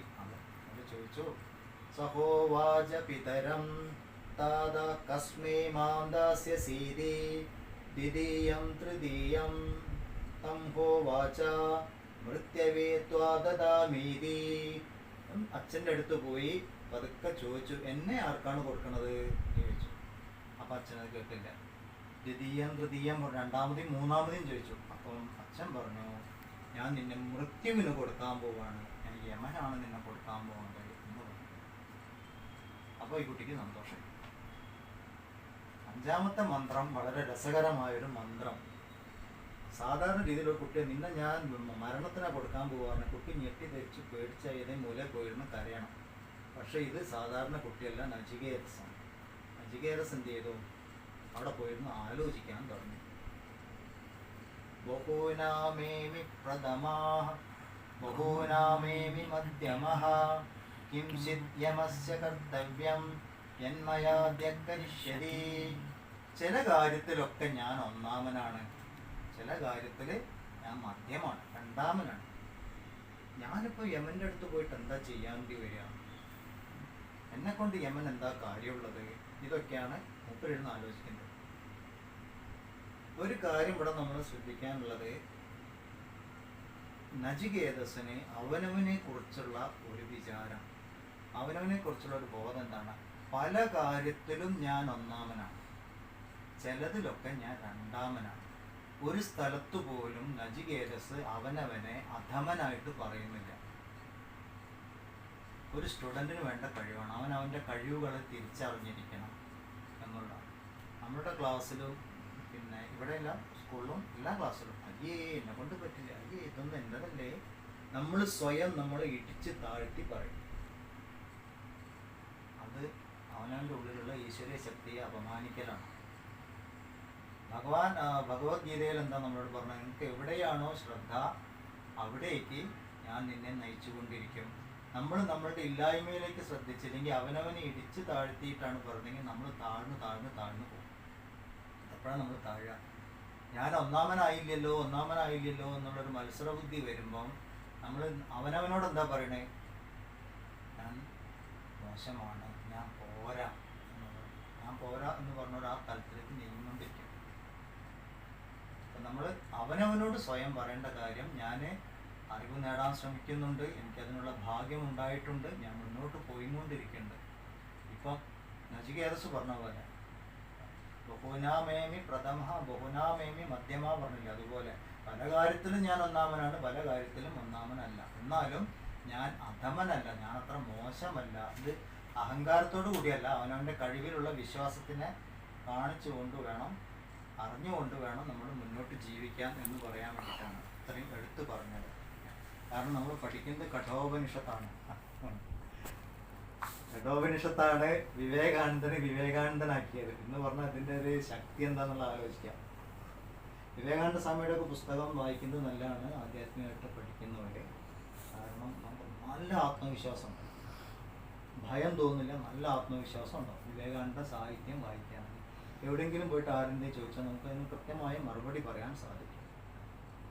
അപ്പം ഇങ്ങനെയൊക്കെ ഇരുന്ന് നചികേതസ് ഇങ്ങനെ ആലോചിക്കുക, അച്ഛൻ ദേഷ്യം കൊണ്ട് പറഞ്ഞതായിരിക്കും, അത് കാര്യമായിട്ട് പറഞ്ഞായിരിക്കും. എന്തായാലും അച്ഛൻ പറഞ്ഞതല്ല, ഞാൻ പോവാം. പോയിട്ട് യമൻ്റെ അടുത്ത് പോയിട്ട് സേവനങ്ങളൊക്കെ ചെയ്യുമ്പോൾ അച്ഛൻ ചെയ്ത ഈ പാപത്തിനുള്ള പരിഹാരമാകുമല്ലോ.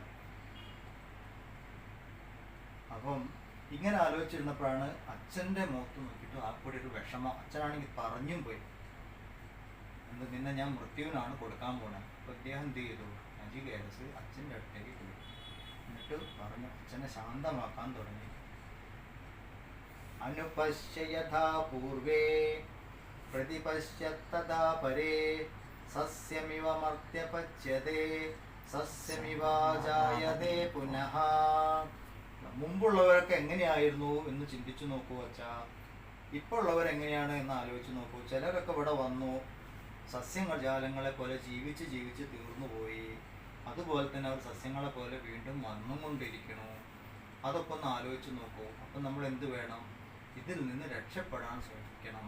ഹീനകർമ്മങ്ങളെ ആചരിക്കുന്നവർക്ക് ജരാമരണങ്ങൾ തന്നെയാണ്. ഇത് പറയുന്ന ഒരു കുട്ടിയാണ്, അതാലോചിക്കണം. അതുകൊണ്ട് ഇത്തരം കർമ്മങ്ങളൊന്നും ചെയ്യരുത്. ഞാൻ യമരാജാവിൻ്റെ അടുത്തേക്ക് പോവുകയാണ്. അച്ഛന് വേണ്ട പ്രായശ്ചിത്തൊക്കെ ഞാൻ അവിടെ പോയിട്ട് ചെയ്യാം എന്നൊക്കെ പറഞ്ഞ് അനുഗ്രഹം വാങ്ങി യമൻ്റെ ഗൃഹത്തിലേക്ക് യാത്രയായി. അവിടെ ചെല്ലുമ്പം യമനില്ല. അപ്പം എന്ത് ചെയ്തു? ആളില്ലെന്ന ഒരു 3 ദിവസം ഒന്ന് കറങ്ങിയടിച്ച് വരാം, ഒരു സൈറ്റ് സീയിങ് എന്നൊന്നും വിചാരിച്ചില്ല. അവിടെ ഇരുന്നു. വരുന്ന ഒരൊറ്റയിരുപ്പ്. ആഹാരമില്ല, വെള്ളമില്ല, ഭക്ഷണമില്ല, ഒന്നുമില്ല. നിരാഹാര വ്രതം, മൗനവ്രതം, ഒറ്റയിരുപ്പ്. അതായത് ലക്ഷ്യത്തിൽ നിന്നും മനസ്സ് വ്യതിചലിക്കാതെ ലക്ഷ്യബോധത്തിൽ ഉറച്ച് തപസ് ചെയ്യുന്നവർ 3 ദിവസം തപസ് ചെയ്തു.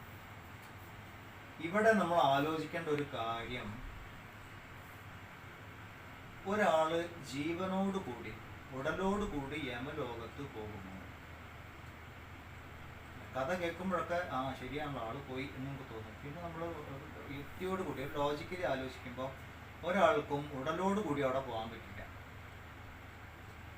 പക്ഷെ അവിടെ ചെന്ന ആള് ആഹാരം പാനീയം ഒക്കെ ഉപേക്ഷിച്ചെന്നും പറയണ്ട. അതിൻ്റെ അർത്ഥം ആൾ ഉടലോട് കൂടി ആയിരിക്കണമല്ലോ പോയിട്ടുണ്ടാവുക.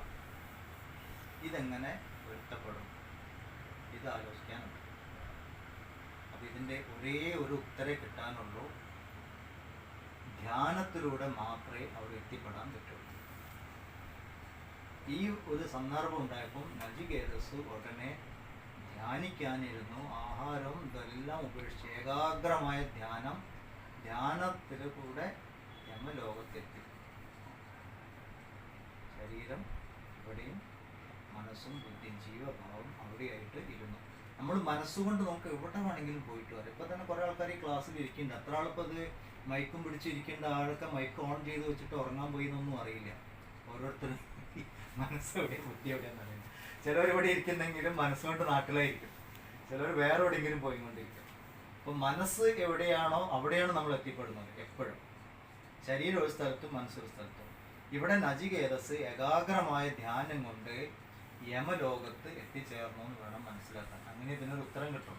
കാരണം ഈ ഒരു ചോദ്യം പലയിടത്തും പലരും ചോദിക്കുന്നുണ്ട്, നമ്മുടെ ശാസ്ത്രങ്ങളൊക്കെ വിമർശിക്കുന്നവരെ. പിന്നെ ഇനി ഇവിടുന്ന് ഒരു തിരിച്ചുവരവുണ്ട്. അവിടേക്ക് എത്തുമ്പോൾ നമുക്ക് കുറച്ചുകൂടി മനസ്സിലാവും. അടുത്ത മന്ത്രം നോക്കാം. 7ാമത്തെ മന്ത്രം. വൈശ്വാനര പ്രവിശ്യതി അതിഥിർബ്രാഹ്മണോ ഗൃഹാൻ തസ്സേതാം ശാന്തിം കുർവന്തി ഹര വൈവസ്വതോദകം. ഇവിടെ എന്താ പറഞ്ഞിരിക്കുന്നത്? വൈശ്വാനരൻ എന്ന സാക്ഷാൽ അഗ്നിദേവൻ തന്നെ അതിഥി ആയ ബ്രാഹ്മണനായിട്ട് ഗൃഹങ്ങളിൽ പ്രവേശിക്കുന്നു.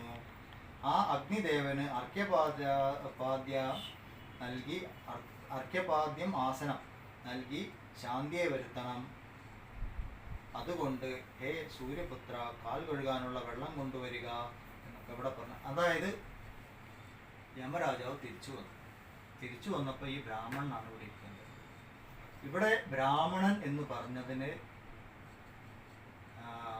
പറഞ്ഞിരിക്കുന്നത് സാക്ഷാൽ അഗ്നിദേവൻ തന്നെയാണ്. അഗ്നി എന്നതിന് അറിവ് എന്നാണ് അർത്ഥം. ഫയർ എന്നതിന് മാത്രമല്ല, അഗ്നി മീനെ പുരോഹിത ആദ്യം മുന്നോട്ട് നയിക്കുന്നതാണ് അഗ്നി. അറിവാണ് മുന്നോട്ട് നയിക്കേണ്ടത്. അപ്പോൾ ഈ അറിവ് തന്നെയാണ് ഇവിടെ വന്നിരിക്കുന്നത്. അതിനെ ആദരപൂർവം സ്വീകരിക്കണം. അതിന് വേണ്ടിയിട്ട് വെള്ളം കൊണ്ടുവന്നാലും ഉപചാരങ്ങളൊക്കെ സമർപ്പിക്കാൻ വെള്ളം കൊണ്ടുവന്നാലും, ഇത് ഞാൻ എടുത്തു പറയുന്നത് പല പൂണൂൽധാരികൾക്കും ഞങ്ങൾ ബ്രാഹ്മണനാണ് എന്ന് പറയുന്നുണ്ട്. അത് പൂണൂൽധാരി ആയിട്ടുള്ളൂ. പറയുമ്പോൾ പലർക്കും വിഷമം തോന്നും. പക്ഷേ അറിവിൻ്റെ തലത്തിൽ ആയിട്ടില്ല, ബ്രാഹ്മണനായിട്ടില്ല. ബ്രഹ്മജ്ഞാനം ഉള്ളവർ ആണ് ബ്രാഹ്മണനാവുന്നത്. അതുകൊണ്ട് അങ്ങനത്തെ ആൾക്കാർ വരുമ്പോൾ അവർ ഏത് ജാതിയിൽ ജനിച്ചവരായിക്കോട്ടെ, അറിവിൻ്റെ തലത്തിൽ അവർ ആദരിക്കപ്പെടേണ്ട സ്ഥാനത്താണെങ്കിൽ അവരെ ആദരിക്കുക തന്നെ വേണം. കാരണം നമ്മൾ വ്യക്തിയെ അല്ല ആദരിക്കുന്നത്, അറിവിനെയാണ്. ഇത് ഈ ശങ്കരാചാര്യരും പിന്നെ ചണ്ടാളനും കൂടിയുള്ള ആ ഭാഗത്തും കാണാം. ശങ്കരാചാര്യർക്ക് മുന്നിൽ നിൽക്കുന്ന ആള് അറിവിന്റെ തലത്തിൽ ഉന്നതത്തിലാണ് കണ്ട ഉടനെ നമസ്കരിച്ചു. അവിടെ ജാതി മതം ചോദിക്കലൊന്നും ഉണ്ടായില്ല, നേരെ നമസ്കരിച്ചു. അതുപോലെ തന്നെ ഇവിടെ ഈ മുന്നിലിരിക്കുന്ന കുട്ടി സാധാരണ കുട്ടിയല്ല എന്നൊക്കെ മനസ്സിലായി വേഗം ആദരവോടുകൂടി അദ്ദേഹത്തെ സ്വീകരിക്കാൻ തയ്യാറായി പറഞ്ഞിരിക്കുന്നു. ആശാ പ്രതീക്ഷേ സംഗതം സൂനൃതാം ച ഇഷ്ടാപൂർത്തേ പുത്രപശൂശ്ച സർവാൻ ഏതദ്വൃങ്ക്തേ പുരുഷസ്യാൽപമേധസോ യസ്യാനശ്നൻ വസതി ബ്രാഹ്മണോ ഗൃഹേ. ഇവിടെ ചില ലക്ഷണങ്ങളോട് കൂടിയിട്ട് കാര്യങ്ങൾ പറയണം. ഏതൊരുവന്റെ ഗൃഹത്തിൽ അതിഥിയായ ബ്രാഹ്മണൻ ഭക്ഷണമില്ലാതിരിക്കുന്നുവോ മന്ദബുദ്ധിയായ ആ മനുഷ്യന്റെ ആശയും പ്രതീക്ഷയും സത്സംഗവും മധുരഭാഷണവും എല്ലാം വൃഥാവിലാവും, സന്തതികളെയും അത് നശിപ്പിച്ചു കളയും. നമ്മൾ എത്രയൊക്കെ സൽക്കർമ്മങ്ങൾ ചെയ്ത് എന്തൊക്കെ പുണ്യഫലങ്ങളും കാര്യങ്ങളൊക്കെ ഉണ്ടാക്കിയോ, പക്ഷേ ആദരിക്കപ്പെടേണ്ടവരെ ആദരിച്ചിട്ടില്ലെങ്കിൽ, പ്രത്യേകിച്ച് ആത്മജ്ഞാനികളെ ആദരിച്ചിട്ടില്ലെങ്കിൽ ആ സൽക്കർമ്മങ്ങളെല്ലാം വൃഥാവിലാവും, ദുഃഖമായിരിക്കും ഫലം. നരകം ഫലം എന്ന് പറഞ്ഞാൽ നമ്മുടെ സുഖം നഷ്ടപ്പെട്ടു പോകും എന്നാണ്. അതവർ അറിഞ്ഞുകൊണ്ട് ശപിക്കുന്നതല്ല, അതങ്ങനെയാണ്. ഇത്രേ പറയുന്നത്. പ്രകൃതി ഇപ്പൊ തീ തൊട്ടാൽ പൊള്ളും. അപ്പം തീക്ക് നമ്മളോട് ദേഷ്യം ഉണ്ടായതുകൊണ്ടല്ല പൊള്ളുന്നത്, അത് പ്രകൃതി നിയമമാണ് എന്ന് പറഞ്ഞവർ എപ്പോഴും ആത്മജ്ഞാനികളെ കാണുമ്പോൾ ആദരിക്കണം. അതാണ് പറഞ്ഞതിൻ്റെ അർത്ഥം. ഇല്ലെങ്കിൽ അത് നമ്മളുടെ സൽക്കർമ്മങ്ങളെ ഇല്ലാണ്ടാക്കും. പക്ഷെ ഇതുകൊണ്ടുള്ളൊരു ദോഷഫലം എന്താണ്?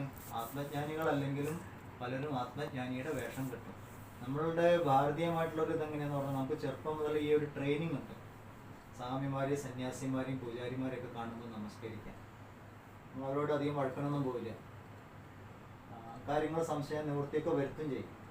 പക്ഷെ ഇത് ആൾക്കാരെ പറ്റിക്കാനുള്ള ഏറ്റവും നല്ല വഴിയും കൂടിയാണ്. രാമായണത്തിലെ രാവണൻ സന്യാസി വേഷം കെട്ടിയിട്ടാണ് സീതയുടെ അടുത്ത് വരുന്നത്. ആ കാലം മുതലേ ഉണ്ട് ഈ കരികട ഏർപ്പാടുകളൊക്കെ. അപ്പോൾ ഓർമ്മിക്കാം, നമ്മളൊക്കെ ആദരിക്കുമ്പോഴും ഈ വ്യക്തി ആദരിക്കപ്പെടേണ്ട വ്യക്തി തന്നെയാണോ എന്നും കൂടി നോക്കണം.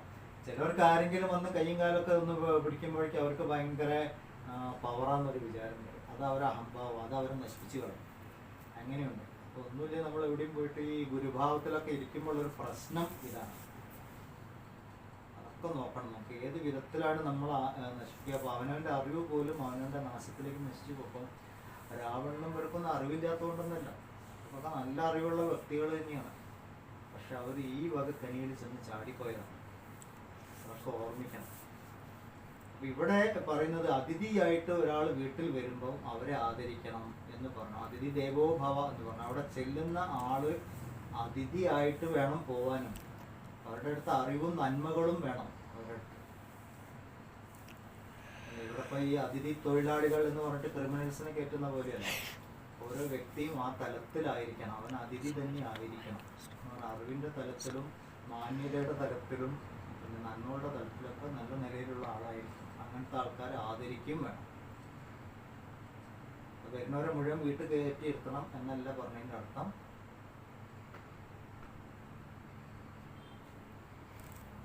പത്തേ കാലമായിട്ടാണ് ഒരാൾ വരുന്നത്.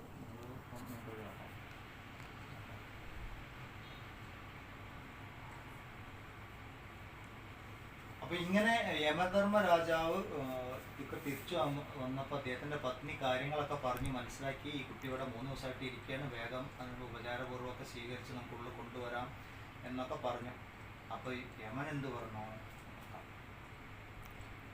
തിസ്രോ രാത്രിർയദവാസീർഗൃഹേമേ അനശ്നൻ ബ്രഹ്മൻ അതിഥിർനമസ്യഃ നമസ്തേസ്തു ബ്രഹ്മൻ സ്വസ്തിമേസ്തു തസ്മാ പ്രതിദ്രീൻ വരാൻ വൃണീഷ്വാ. ഹേ ബ്രഹ്മൻ, അങ്ങ് പൂജനീയ ആദരിക്കപ്പെടേണ്ട അതിഥിയാണ്, അങ്ങക്ക് എൻ്റെ നമസ്കാരം. ആരാ പറയണേ? യമൻ ഈ കുട്ടിയോടാ പറയുന്നത്. എന്നിട്ട് അല്ലയോ വിശിഷ്ട ബ്രാഹ്മണ, എനിക്ക് നന്മയുണ്ടാവാൻ അങ്ങ് അനുഗ്രഹിക്കണേ. കുട്ടിയോട് തിരിച്ച് എന്നെ അനുഗ്രഹിക്കണേ യമരാജാവ്. എന്താണ്? ഈ കുട്ടിയുടെ അറിവിൻ്റെ തലം അറിയാം. ഒന്നാമത്തെ കാര്യം, കുട്ടിയെ കാണുമ്പോൾ തന്നെ അറിയാം. അപ്പോൾ യമനറിയാം അത്രയും തപശക്തിയുള്ള ആൾ തന്നെയാണ് വന്നിരിക്കുന്നത്. യമൻ്റെ വീട്ടിലേക്ക് ഡയറക്റ്റ് കയറി വന്ന ആളല്ല, സാധാരണക്കാരല്ല എന്ന് അപ്പം തന്നെ അറിയാലോ.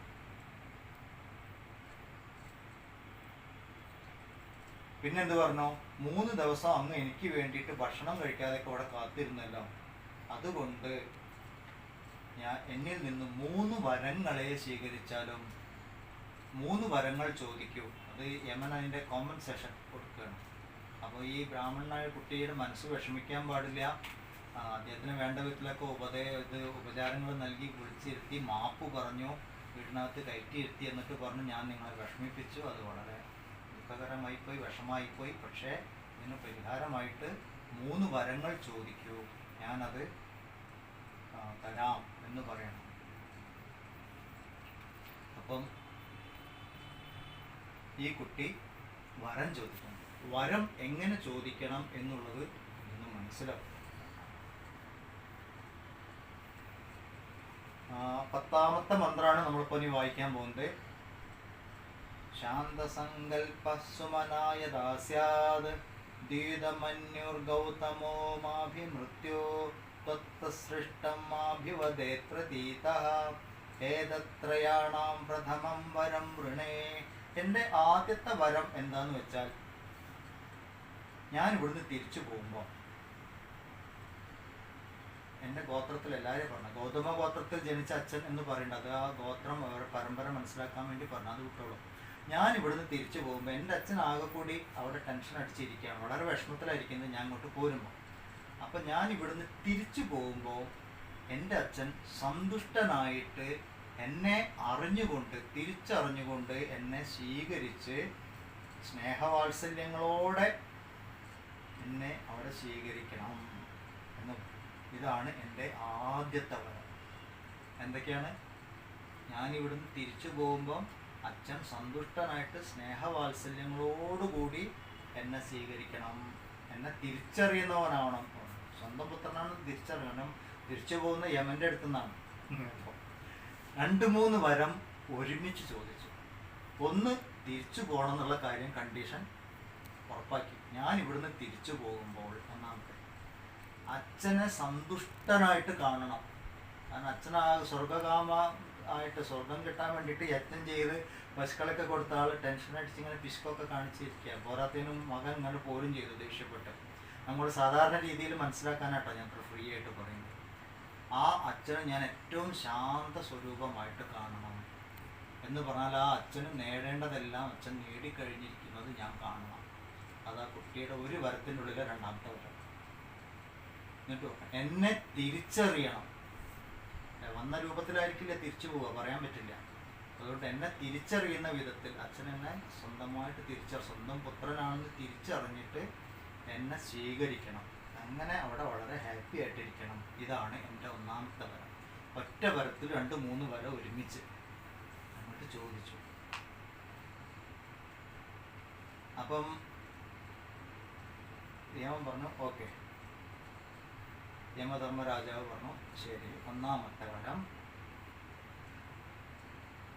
ഞാൻ അനുവദിച്ചു തന്നിരിക്കുന്നു, നമുക്ക് തന്നിരിക്കുന്നു എന്ന് പറഞ്ഞു. യഥാ പുരസ്താദ് ഭവിതാ പ്രതീത ഔദ്ദാലഗീരാരുണിർമത്ത സൃഷ്ടഃ സുഖം രാത്രി ശൈതാവീതമന്യൂ ത്വാം ദദൃശിവാൻ മൃത്യുമുഖാത് പ്രമുക്തം. നിന്നെ മരണവക്ത്രത്തിൽ നിന്ന് മോചിച്ചതായി കണ്ടിട്ട് എൻ്റെ പ്രേരണയോടുകൂടിയ ആരുണി പണ്ടത്തെ പോലെ തന്നെ ഇത് എൻ്റെ പുത്രൻ നചികേതസ് തന്നെയാണെന്ന അറിവോടുകൂടി ക്രോധം വെടിഞ്ഞവനായി തീരും. സുഖം, പിന്നീടുള്ള രാത്രികൾ സുഖമായി കഴിച്ചു കൂട്ടും. അതായത് ഇദ്ദേഹം എന്താണോ ആഗ്രഹിച്ച് വരം ചോദിച്ചത് അത് പൂർണ്ണമായിട്ട് ഞാൻ തന്നു. നീ തിരിച്ചു ചെല്ലുമ്പോൾ അച്ഛൻ നിന്നെ സ്വീകരിച്ച് പിന്നെ ബാക്കിയുള്ള ദിവസങ്ങളൊക്കെ അദ്ദേഹം വളരെ ശാന്തമായിട്ട് തന്നെ കഴിയും. രാത്രി സുഖമായിട്ട് കഴിച്ചു കൂട്ടുക എന്ന് പറയുന്നത് ഈ പല ശാസ്ത്രങ്ങളും ഇത് കാണാം. മനസ്സിലെന്തെങ്കിലും പ്രശ്നം ഉണ്ടെങ്കിലാണ് രാത്രി ഉറക്കം വരാതെ തിരിഞ്ഞു മറിഞ്ഞു കിടക്കുന്നത്. സാധാരണ മനുഷ്യരുടെ സംബന്ധിച്ചിടത്തോളം ചിലവർക്ക് മനസ്സ് നല്ല ശാന്തമായിട്ട് ഇരിക്കുന്ന ആൾക്കാർ, ഒരു ടെൻഷനില്ലാത്തവർക്ക് ഉറക്കത്തിൻ്റെ ആവശ്യമില്ല. അവർക്ക് മനസ്സ് ഓൾറെഡി റെസ്റ്റിലാണ്, അവർക്ക് ഉറക്കം ഉണ്ടാവില്ല. 2 കാര്യത്തിലാണ്. അപ്പോൾ ഇവിടെ ഇദ്ദേഹം ടെൻഷനിലായിരുന്നു എന്നറിയാം, മനസ്സ് ഒരുപാട് പ്രയാസത്തിലായിരുന്നു എന്നറിയാം. പക്ഷെ നീ തിരിച്ചു ചെല്ലുമ്പോൾ ഇതൊക്കെ മാറി അദ്ദേഹം ശാന്തമായി നിന്നെ സ്വീകരിക്കും, ശാന്തമായി ഉറങ്ങും എന്ന് ആദ്യത്തെ വരം കൊടുത്തു. അപ്പോൾ നചികേതസ് നല്ല ഹാപ്പിയായി. അപ്പോൾ അപ്പോൾ പറഞ്ഞു എന്നാൽ എനിക്ക് രണ്ടാമത്തെ വരം ചോദിക്കാം.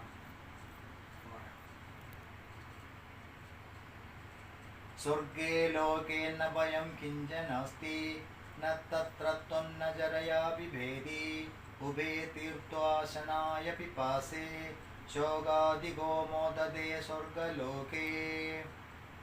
സ്വർഗലോകത്തിൽ യാതൊരു വിധത്തിലുള്ള ഭയവും കാണുന്നില്ല. ദേവന്മാർക്ക് അമൃതപാനം ചെയ്ത് വളരെ സന്തോഷകരമായിട്ട് കഴിയുന്നു. അവർക്ക് മൃത്യുവിനെ കുറിച്ചോ ജരാനരകളെ കുറിച്ചോ വിഷമമില്ല. അപ്പൊ ഇങ്ങനെ വിശപ്പിനെയും ദാഹത്തിനെയും ഒക്കെ അവര് അതിക്രമിച്ചവരാണ്. സ്വർഗനിവാസികൾ എപ്പോഴും സുഖിച്ചുകൊണ്ടിരിക്കുന്നതും ഞാൻ കാണുന്നുണ്ട്. അതുകൊണ്ട് വേണം സത്വമഗ്നിം സ്വർഗമധ്യേഷ്യ മൃത്യോ പ്രബ്രൂഹിത്വം ശ്രദ്ധധാനായ മഹ്യം സ്വർഗലോക അമൃതത്വം ഭജന്ത ഏതദ്വിതീയേന വൃണേവരേണ. അതുകൊണ്ട് എൻ്റെ രണ്ടാമത്തെ വരമായിട്ട് സ്വർഗപ്രാപ്തിക്ക് സാധകമായ ആ അഗ്നിവിദ്യ എന്താണ് എന്ന് ഉപദേശിച്ചു തരണം. അഗ്നിവിദ്യ യജ്ഞകർമ്മങ്ങളെ, വൈദികമായിട്ടുള്ള യജ്ഞകർമ്മങ്ങളെ, ഏറ്റവും പുണ്യഫലങ്ങളൊക്കെ നേടി ദേവന്മാരുടെ തലത്തിലെത്തുന്ന ആ യജ്ഞകർമ്മങ്ങളെ എനിക്ക് ഉപദേശിച്ചു തരണം. കാരണം ദേവന്മാരൊക്കെ നല്ല ഹാപ്പി ആയിട്ട് ഇരിക്കുന്നു ഞാൻ കാണുന്നുണ്ട്. അവർക്ക് ഈ വയസ്സ് ബാധിക്കുന്ന പ്രശ്നങ്ങളോ ജരാനരകളോ ഒന്നുമില്ല. അവർക്ക് അമൃതം ഭുജിച്ചത് കാരണം അവർക്ക് മരണത്തെക്കുറിച്ചുള്ള പേടിയില്ല. അങ്ങനത്തെ സ്ഥലത്ത് എത്താനുള്ള ആ വിദ്യ എനിക്ക് പറഞ്ഞു തരണം എന്ന് പറഞ്ഞു. രണ്ടാമത്തെ വരമാണ് ചോദിക്കുന്നത്. വേദവിഹിതമായിട്ടുള്ള കർമ്മങ്ങളുടെ രഹസ്യം, കർമ്മം എങ്ങനെ ചെയ്യണം, വിധിപ്രകാരം എന്താണ് ചെയ്യേണ്ടത് എന്നൊക്കെ പറഞ്ഞു തരണം. 14ാമത്തെ മന്ത്രത്തിൽ നോക്കാം. പ്രദേ ബ്രവീമി തതുമേനി ബോധ സ്വർഗ്യമഗ്നിന്നചികേത പ്രജാനൻ അനന്തലോകാപ്തിമതോ പ്രതിഷ്ഠാ വിദ്ധിത്വമേതം നിഹിതം കായ. അല്ലയോ നചികേതസേ, സ്വർഗപ്രാപ്തിക്ക് ഉതകുന്ന അഗ്നിയെ നല്ലവണ്ണം അറിയുന്നവനായ ഞാൻ നിനക്കത് പറഞ്ഞു തരാം. നീ എന്നിൽ നിന്നത് നല്ലവണ്ണം മനസ്സിലാക്കുക. എന്നിട്ട് എന്ത് വേണം? ഇതിനെ നീ നല്ല രീതിയിൽ മനസ്സിലാക്കിയിട്ട് ലോകത്തിന് ആശ്രയവുമായ ഈ അറിവിനെ നന്നായി ബോധിച്ച് ഉപയോഗിച്ചാലും എന്ന് പറഞ്ഞു. ഒരു വിദ്യ പഠിച്ചു കഴിഞ്ഞാൽ വെറുതെ അത് നമ്മൾ പ്രയോഗിക്കണം. കാരണം എന്താണ്? വിദ്യ പ്രയോഗത്തിൽ വരുത്തിയാലേ അതുകൊണ്ടുള്ള ഉപകാരമുള്ളൂ. ഒരു ബൾബ് വാങ്ങി, ഇപ്പോൾ ഇരുട്ട് മാറാൻ വേണ്ടി ഒരു ബൾബ് വാങ്ങി വീട്ടുകൊണ്ട് ബൾബ് ഹോൾഡറിൽ ഇട്ടിട്ട് സ്വിച്ച് ഓൺ ചെയ്യണം, നല്ല പ്രകാശം വരുള്ളൂ. അല്ലാതെ ബൾബോടെ കൊണ്ടുവച്ചിട്ട് കാര്യമില്ല. നമ്മൾ പലപ്പോഴും സപ്താഹത്തിനോ അല്ലെങ്കിൽ ഈ ആധ്യാത്മിക ക്ലാസ്സുകളിലോ ഗീതാ ക്ലാസ്സുകളിലോ ഒക്കെ പോയി തത്വങ്ങളൊക്കെ പഠിക്കും, കുറേ കേട്ടു, എന്നിട്ട് വീണ്ടും പഴയ പോലെ ഇരിക്കും എന്ന് പറഞ്ഞ് ഈ ബൾബ് ഹോൾഡറിലിട്ട് സ്വിച്ച് ഓൺ ചെയ്യുന്നില്ല. പഠിച്ച കാര്യങ്ങളെ ജീവിതത്തിൽ പകർത്തുന്നില്ല. ഇവിടെ യമം പറയും, ഞാൻ പറഞ്ഞു തന്ന കാര്യങ്ങൾ നീ പ്രയോഗത്തിൽ വരുത്തണം. അറിവിനെ ജീവിതത്തിൽ പകർത്തിയില്ലെങ്കിൽ അത് അവനവന് ദോഷം, പറഞ്ഞു കൊടുത്ത ആൾക്ക് ദോഷം. അതൊരു തരം ഇൻസൾട്ടാണ് ശരിക്കും.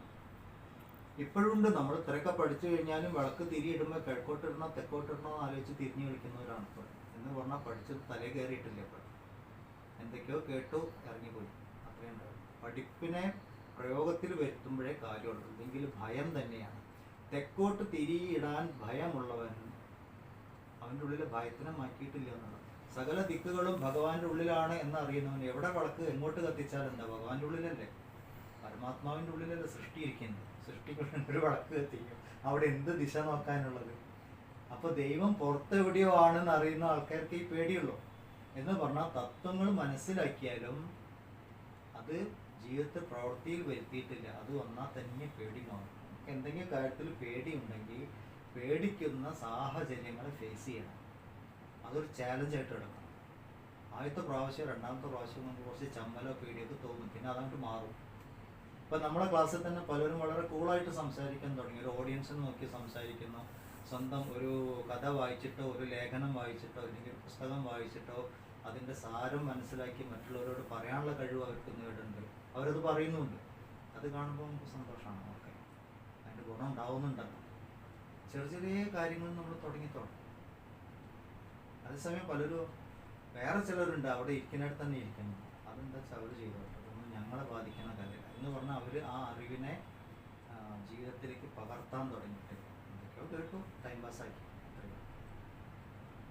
ഇവിടെ യമൻ കൃത്യമായിട്ട് പറയുന്നു, നീ ഈ പഠിച്ച കാര്യങ്ങൾ, എനിക്കിത് നന്നായിട്ട് അറിയാം നചികേതസേ, ഈ വിദ്യകളൊക്കെ ഇത് പൂർണ്ണമായിട്ട് ഞാൻ നിനക്ക് മനസ്സിലാക്കി തരാം, പഠിപ്പിച്ചു തരാം. ആ അറിയുന്ന കാര്യത്തിനെ നീ പ്രവൃത്തിയിൽ വരുത്തണം എന്ന് പറഞ്ഞു കൊടുക്കണം.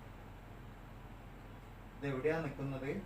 ഈ ഇങ്ങനെ സ്വർഗപ്രാപ്തിക്ക് വേണ്ടിയിരിക്കുന്നതെല്ലാം വിദ്വാൻമാരുടെ അറിവുള്ളവരുടെ ബുദ്ധിയിലാണ് ഈ വിദ്യയെല്ലാം ഇരിക്കുന്നത്. അത് ഞാൻ നിനക്ക് പറഞ്ഞു തരാം എന്ന് പറഞ്ഞാൽ പണ്ട് കാലത്ത് അങ്ങനെ വിദ്യ പെട്ടെന്ന് ഉപദേശിച്ചു കൊടുക്കില്ല. ആള് വിദ്യ ചോദിക്കുന്ന ആൾക്ക് അതിനുള്ള അധികാരം ഉണ്ട് എന്ന് പണ്ടത്തെ പോലെ എല്ലാവരും കൂടി സ്കൂളിൽ ചേർത്തിട്ട് ഒരേ പോലെയൊന്നും പഠിപ്പിക്കില്ല. പണ്ട് വിദ്യാർത്ഥികളുടെ കഴിവിനനുസരിച്ചിട്ടാണ് കാര്യങ്ങൾ പറഞ്ഞു കൊടുക്കുക. അപ്പോൾ ഈ വിദ്യ, ഇതിന് പറയുന്ന പേരാണ് അഗ്നിവിദ്യ. യജ്ഞകർമ്മങ്ങളൊക്കെ ഉദ്ദേശിച്ചിട്ടാണ് പറയുന്നത്. വൈദികമായിട്ടുള്ള സകല കർമ്മങ്ങളും പൂജാതി വിധികളൊക്കെ ഇതിൽ പെടും. എന്തൊക്കെ വൈദിക കർമ്മം ഉണ്ടോ അതെല്ലാം ഉൾപ്പെട്ടിട്ട് ആണ് ഒന്നിച്ച് പറയുന്നത്. അങ്ങനെ യമധർമ്മ രണ്ടാമത്തെ വരവും പറഞ്ഞു കൊടുക്കാൻ പോവാണ്. ലോകാദിമഗ്നിൻ തമുവാച തസ്മൈ യാ ഇഷ്ടകായാവതീർവായ ധാവാ സചാവിത്തൽ പ്രത്യവാദദ്യോക്ത ഹദാസ്യ മൃത്യു പുനരേവാഹ തുഷ്ട. ഈ അഗ്നിവിദ്യയെ ഉപദേശിച്ചു കൊടുത്തു. അതിനെന്തൊക്കെ നിയമങ്ങളുണ്ടോ, അതെപ്രകാരം ചെയ്യണം, അതിന് വേണ്ട ഹോമകുണ്ഡം എങ്ങനെ ഉണ്ടാക്കണം, അത് എങ്ങനെയൊക്കെ കാര്യങ്ങൾ ചെയ്യണം എന്നൊക്കെ വീണ്ടും വീണ്ടും വീണ്ടും പറഞ്ഞ് മനസ്സിലാക്കിച്ച് കൊടുത്തു. അപ്പം നചികേതസും സന്തോഷവാനായി. അപ്പം അതിനപ്പുറം യമൻ സന്തോഷം, കാരണം ഇതൊക്കെ പറയുന്നതനുസരിച്ച് ഈ കുട്ടി കാര്യങ്ങൾ മനസ്സിലാക്കി ചെയ്യുന്നുണ്ട്. അതുകൊണ്ട് അത്രയും സ്മാർട്ടാണ് വന്നിരിക്കുന്ന ആൾ. അപ്പോൾ നല്ലൊരു സ്റ്റുഡൻറ്റ് നല്ല സ്മാർട്ടാണ്, കാര്യങ്ങളൊക്കെ മനസ്സിലാക്കാൻ പ്രാപ്തിയുള്ള ആളാണ് എന്ന് പറയുമ്പോൾ ഗുരുവിന് സ്വാഭാവികമായിട്ടും അതിനോടൊരു താല്പര്യം ഉണ്ടാവും. അവിടെ കുട്ടി ഞാൻ ഭയങ്കര സ്മാർട്ടാണ്, മറ്റുള്ളവരെക്കാളും സ്മാർട്ടാണെന്ന് തെളിയിക്കേണ്ട ആവശ്യമൊന്നുമില്ല, അത് മനസ്സിലാക്കും, ആ പ്രവൃത്തിയിൽ അതുണ്ടാവും. അപ്പോൾ യമൻ ഓട്ടോമാറ്റിക്കായിട്ട് ഈ കുട്ടിയുടെ പ്രവൃത്തി കണ്ടപ്പോൾ മനസ്സിലാകുവാൻ യഥാർത്ഥത്തിൽ ബുദ്ധിമാൻ തന്നെയാണ്, കാര്യങ്ങളൊക്കെ വളരെ വേഗം ഗ്രഹിക്കുന്നുണ്ട് എന്നൊക്കെ പറഞ്ഞു.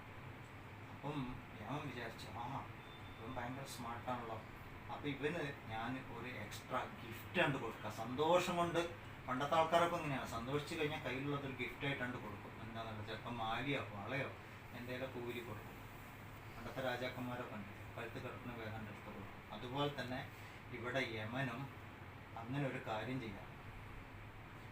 തമബ്രവീത് പ്രിയമാണോ മഹാത്മാ വരം തവേഹാദ്യദാമി ഭൂയഃ തവൈവ നാംനാ ഭവിതായമഗ്നിഃ ശൃംഗാം ചേമാമനേക രൂപാം ഗൃഹാണാം. എന്തോ നചികേതസിന്റെ ഈ അസാധാരണ ബുദ്ധി കണ്ടിട്ട് യമരാജാവ് പറഞ്ഞു, ഇന്നു മുതൽ ഈ മാല, രത്നമാല നീ അങ്ങോട്ട് എടുത്തോ, ഒരു ഗിഫ്റ്റ് കൊടുത്തു ആദ്യം തന്നെ. പിന്നെന്ത് പറഞ്ഞു, ഇപ്പം ഈ നീ പഠിച്ച കർമ്മങ്ങളൊക്കെ ഉണ്ടല്ലോ, വൈദിക കർമ്മങ്ങളൊക്കെ, ഇതൊക്കെ ഭാവിയിൽ നചികേതാഗ്നി എന്നറിയപ്പെടും. നചികേതസിൻ്റെ പേരിലായിരിക്കും ഈ കർമ്മങ്ങളൊക്കെ അറിയപ്പെടുക.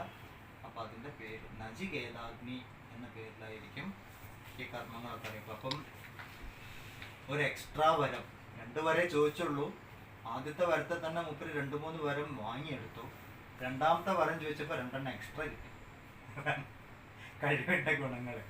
ഇത്തരം കാര്യങ്ങളൊക്കെ പറഞ്ഞു. ഈ വിശിഷ്ട കർമ്മത്തിന് നചികേതാഗ്നി എന്ന പേരിലും അറിയപ്പെടും എന്ന് പറഞ്ഞു. വളരെ ഹാപ്പി ആയിട്ട് ഇരിക്കുകയാണ്. അപ്പം നചികേതസ് ഹാപ്പിയാണ്, യമധർമ്മനും ഹാപ്പിയാണ്. അപ്പം ഈ യാഗത്തെ അനുഷ്ഠിച്ചു കഴിഞ്ഞാൽ എന്ത് കിട്ടും? സ്വർഗം കിട്ടും. അതിനെക്കുറിച്ചാണ് ഇനി പറയണത്. അതിൻ്റെ കുറച്ചും കൂടി വിശദീകരിച്ചുള്ള ഭാഗം നോക്കാം.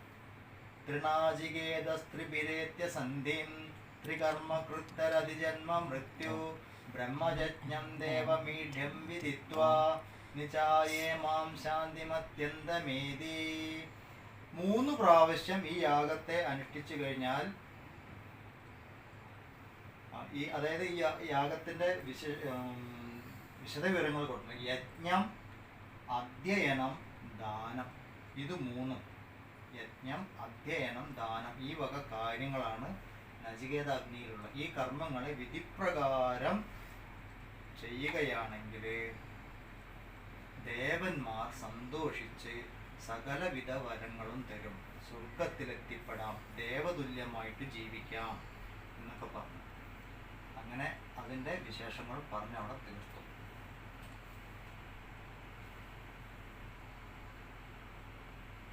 ത്രിനാചികേതസ്ത്രയമേതദ്വിദിത്വാ യ ഏവം വിദ്വാംശ്ചിനുതേ നാചികേതം സമൃത്യുപാശാൻ പുരത പ്രണോദ്യ ശോകാദിഗോ മോദതേ സ്വർഗലോകേ. 3 പ്രാവശ്യം നചികേതയാഗം, നചികേതാഗ്നി ചെയ്യുന്ന ഒരാള് ഈ രഹസ്യങ്ങളെ മുഴുവൻ അറിഞ്ഞിട്ട് മരണത്തിന് മുമ്പ് തന്നെ മൃത്യുപാശങ്ങളെ നശിപ്പിക്കുന്നു.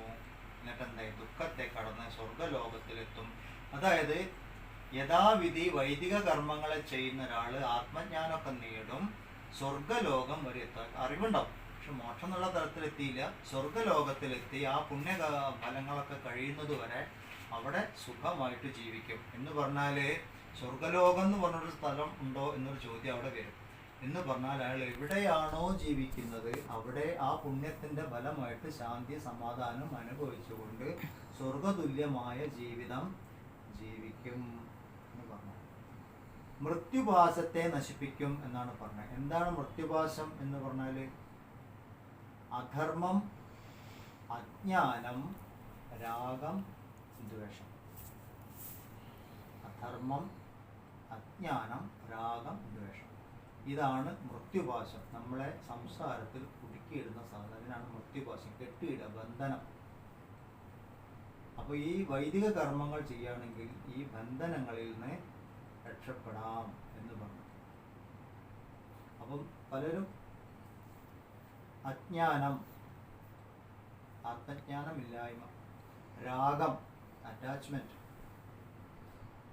അധർമ്മം, അജ്ഞാനം, രാഗം, ദ്വേഷം, ഇഷ്ടം, അനിഷ്ടം, അതാണ് രാഗം ദ്വേഷം പറഞ്ഞാൽ. ഇതാണ് നമ്മൾ സംസാര ജീവിതത്തിൽ കുടുക്കിയിടുന്നത്. അപ്പോൾ വൈദിക കർമ്മങ്ങൾ യഥാവിധി ചെയ്യുമ്പം ഈ വക കാര്യങ്ങൾ നശിച്ചുകൊണ്ടിരിക്കും. അതിൻ്റെ ഒരു കാര്യം എന്താ പറഞ്ഞാൽ, വൈദിക കർമ്മങ്ങൾ ചെയ്യുമ്പോൾ നമ്മൾ അഹങ്കാരം കുറഞ്ഞു വരണം. ഇതൊക്കെ അഹങ്കാരമായിട്ട് ബന്ധപ്പെട്ടാണ്. അപ്പം വൈദിക കർമ്മങ്ങൾ ചെയ്യുന്നവർ എന്നൊരു അഹങ്കാരമാണ് ഇപ്പോൾ കൂടിക്കൂടി വരുന്നത്.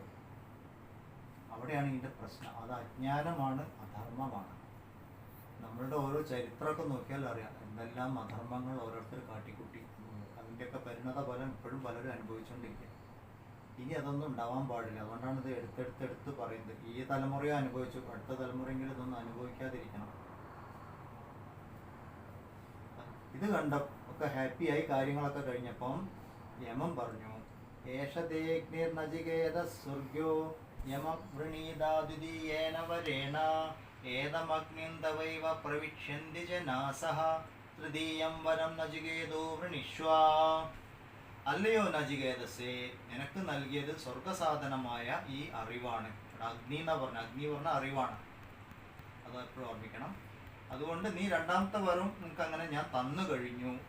അതുകൊണ്ട് നിന്റെ പ്രവൃത്തി കൊണ്ട് ജനങ്ങളൊക്കെ സന്തുഷ്ടരാവട്ടെ, അവർ ഹാപ്പി ആയിട്ടിരിക്കട്ടെ, അവർ നിന്റെ പേരിൽ ഈ കർമ്മത്തെ ഓർമ്മിക്കട്ടെ എന്ന് പറഞ്ഞു. നചികേതാഗ്നി എന്ന പേരിൽ അവർ ഈ കർമ്മത്തെയൊക്കെ ഓർമ്മിക്കട്ടെ. ഇനി നീ 3ാമത്തെ വരം ചോദിച്ചോളൂ എന്ന് പറഞ്ഞു. ആകെ 3 വരെ കൊടുത്തുള്ളായിരുന്നു. ഇപ്പം തന്നെ 4-5 കോട്ട മുപ്പര അടിച്ചെടുത്തു. കിട്ടാനുള്ളത് മുഴുവൻ കിട്ടി. ഇനി ഈ എന്തുകൊണ്ടാണ് ഈ വരം ചോദിച്ചത് എന്നൊക്കെ ഇനി മുന്നോട്ട് പറയും, വിസ്തരിച്ച് പറയും. നല്ല നല്ല രസമാണ്. അവിടേക്കാണ് നമ്മൾ ആലോചിക്കുന്നത്, ഓ ഇതിന് ഇങ്ങനെയൊക്കെ ആന്തരികമായിട്ട് ഇത്രയും കാര്യങ്ങൾ ഇതിൻ്റെ ഉള്ളിൽ ഉണ്ടായിരുന്നു എന്നുള്ളത്. അപ്പോൾ ആദ്യം ആൾ തിരിച്ചു പോണ കാര്യം, അച്ഛൻ്റെ കാര്യം, കൊട്ടാരത്തിലെ കാര്യമൊക്കെ സെറ്റിലാക്കി തിരിച്ചു ചെല്ലുമ്പോൾ 2ാമത്തെ മൂപ്പരെ സ്വന്തം കാര്യവും സ്വർഗപ്രാപ്തിയും കാര്യങ്ങളും സെറ്റിലാക്കി അവനവൻ്റെ നാട്ടിലെ ആൾക്കാർക്ക് വേണ്ട കാര്യങ്ങളും മൂപ്പര് സെറ്റിലാക്കി. കാരണം നചികേതസ് എന്ന ഈ കുട്ടി 3ാമത്തെ വരം ചോദിക്കാൻ പോവാണ്. നല്ല സൂപ്പർ വരം. നമ്മൾ 10:37 ഞാൻ ഒരു വരം ഇതും കൂടി വായിച്ചിട്ട് നിർത്താം. അന്നിത് കുറച്ച് വിസ്തരിക്കാനുള്ള ഭാഗം. ഇവിടുന്ന് അങ്ങോട്ട് ഇനി ഇതുവരെ കഥയായിരുന്നു, ഇനി അങ്ങോട്ട് കാര്യങ്ങളെ വിസ്തരിച്ച് പറയാനുള്ളതാണ്. ഏയം പ്രേതേ വിചികിത്സാ മനുഷ്യേ അസ്തീതികേനായമസ്തീതി ചൈകേ ഏതദ്വിദ്യാമനുശിഷ്ടസ്ത്വയാഹം വരാണാമേഷവരസ്തൃതീയഃ. മനുഷ്യൻ മരിക്കുമ്പോൾ ചിലർ ഉണ്ട്, അവനുണ്ട് എന്ന് പറയണു, ചിലർ പറയണു ഇല്ല എന്ന്. അപ്പം ശരീരനാശത്തോടുകൂടി വ്യക്തിയും നശിക്കുന്നു, വ്യക്തിത്വവും നശിക്കുന്നു ചിലർ പറയുന്നു. ചിലർ പറഞ്ഞു വ്യക്തിത്വം നിലനിൽക്കും പക്ഷെ വ്യക്തി നശിക്കും എന്ന് പറയുന്നു. എനിക്ക് ഇതിൻ്റെ രഹസ്യം എന്താണ് എന്ന് പറഞ്ഞു തന്നാലും. മനുഷ്യന് ശരീര മനോബുദ്ധി ഇന്ദ്രിയങ്ങൾക്ക് അതീതനും നിത്യനുമായ ഒരു ദേഹിയുണ്ടോ? ജീവൻ എന്ന് പറഞ്ഞൊരു സാധനം ഉണ്ടോ? മരിക്കുമ്പോൾ എന്താ സംഭവിക്കുന്നത്? ഈ വക കാര്യങ്ങളൊക്കെ എനിക്ക് പറഞ്ഞു തരണം. കാരണം എന്താണ്? മരണശേഷം എന്താ സംഭവിക്കണത് എന്നുള്ളത് പറഞ്ഞു തരാൻ മൃത്യുദേവനാണ് ഏറ്റവും യോഗ്യനായിട്ടുള്ളത്. അതുകൊണ്ട് അങ്ങ് തന്നെ എനിക്കിത് പറഞ്ഞു തരണം എന്നതാണ് എൻ്റെ മൂന്നാമത്തെ വരം. ചുരുക്കി പറയണമെങ്കിൽ മരണത്തിൻ്റെ രഹസ്യം എന്താണ് എന്നെനിക്ക് പറഞ്ഞു തന്നായിരുന്നു. അതുണ്ടോ ഇല്ലേ?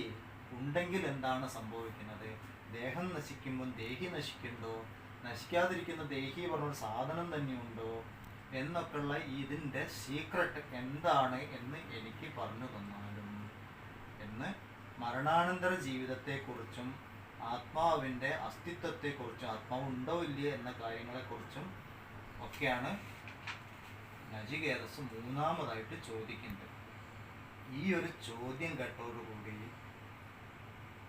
യമധർമ്മരാജാവ് സങ്കടത്തിലായി. കാരണം ഈ ഒരു അറിവ് അത്രയും പക്വതയാർന്ന ഒരു ബുദ്ധി, അത്രയും തീവ്ര വൈരാഗ്യമുള്ള ഒരാൾക്ക് പറഞ്ഞു കൊടുക്കാൻ പാടുള്ളൂ, ഇല്ലെങ്കിൽ ഇത് പ്രയോജനപ്പെടില്ല. പക്ഷെ നചികേതസ് ചോദിച്ചു. മൂന്നാമത്തെ വരം കൊടുക്കാമെന്ന് യമൻ പറയുകയും ചെയ്തു. ഇനിയിപ്പോൾ ഇത് കൊടുക്കണ്ടേ? അപ്പം യമധർമ്മരാജാവ് നചികേതസിന് കുറേ കാര്യങ്ങൾ കൊടുക്കുന്നുണ്ട്. പരീക്ഷിക്കാൻ തീരുമാനിച്ചു. ഈ അറിവ് നേടാനുള്ള കഴിവ് ഈ കുട്ടിക്കുണ്ടോ, അതിനുള്ള യോഗ്യത അധികാരം ഉണ്ടോ എന്ന് പരീക്ഷിച്ചു. അത് എന്തൊക്കെയാണ് ചെയ്തത് എന്നുള്ളത് നമുക്ക് അടുത്ത ക്ലാസ് മുതൽ നോക്കാം. അതായത് ഇപ്പോൾ 20 മന്ത്രം വരെ പറഞ്ഞു. 21ാമത്തെ മന്ത്രം മുതൽ, അതായത് കഠോപനിഷത്തിൻ്റെ വിഷയമായ ആത്മാവിൻ്റെ അനശ്വരത, അതിൻ്റെ അസ്തിത്വം, ഈ വക കാര്യങ്ങളിലേക്ക് പ്രവേശിക്കുന്ന പ്രവേശന കവാടമാണ് ഈ മൂന്നാമത്തെ വരം ചോദിക്കുന്നത്. അതിപ്പോൾ തുടങ്ങി വെച്ചു. ഇനി ഇതിനെ കുറിച്ച് യമധർമ്മനും നചികേതസും കൂടിയുള്ള കുറേ വർത്താനമാണ് ഇതിനെക്കുറിച്ചുള്ള. ഈ ഒരു അറിവ് തരാൻ വേണ്ടിയിട്ട്. ഇതെന്തിനാണ് അവർ സംസാരിക്കുന്നത്? നമുക്ക് ആ അറിവ് തരാൻ വേണ്ടിയിട്ട്. അപ്പോൾ അതിന് പക്വത വരണം, അതിന് നമ്മൾ മനസ്സിൽ പ്രിപ്പയർഡ് ആയിരിക്കണം. നമുക്ക് ഇനിയിപ്പോൾ അടുത്ത ആഴ്ച ക്ലാസ്സില്ല, 7 കഴിഞ്ഞിട്ട് അതിൻ്റെ അടുത്ത ആഴ്ച മൂന്നാമത്തെ വരം മുതൽ എന്തൊക്കെയാണ് 20ാമത്തെ മന്ത്രം 21ാമത്തെ മന്ത്രം മുതൽ പഠിക്കാൻ തുടങ്ങാം. ഒന്നാമത്തെയും ഓൾമോസ്റ്റ് അടുത്ത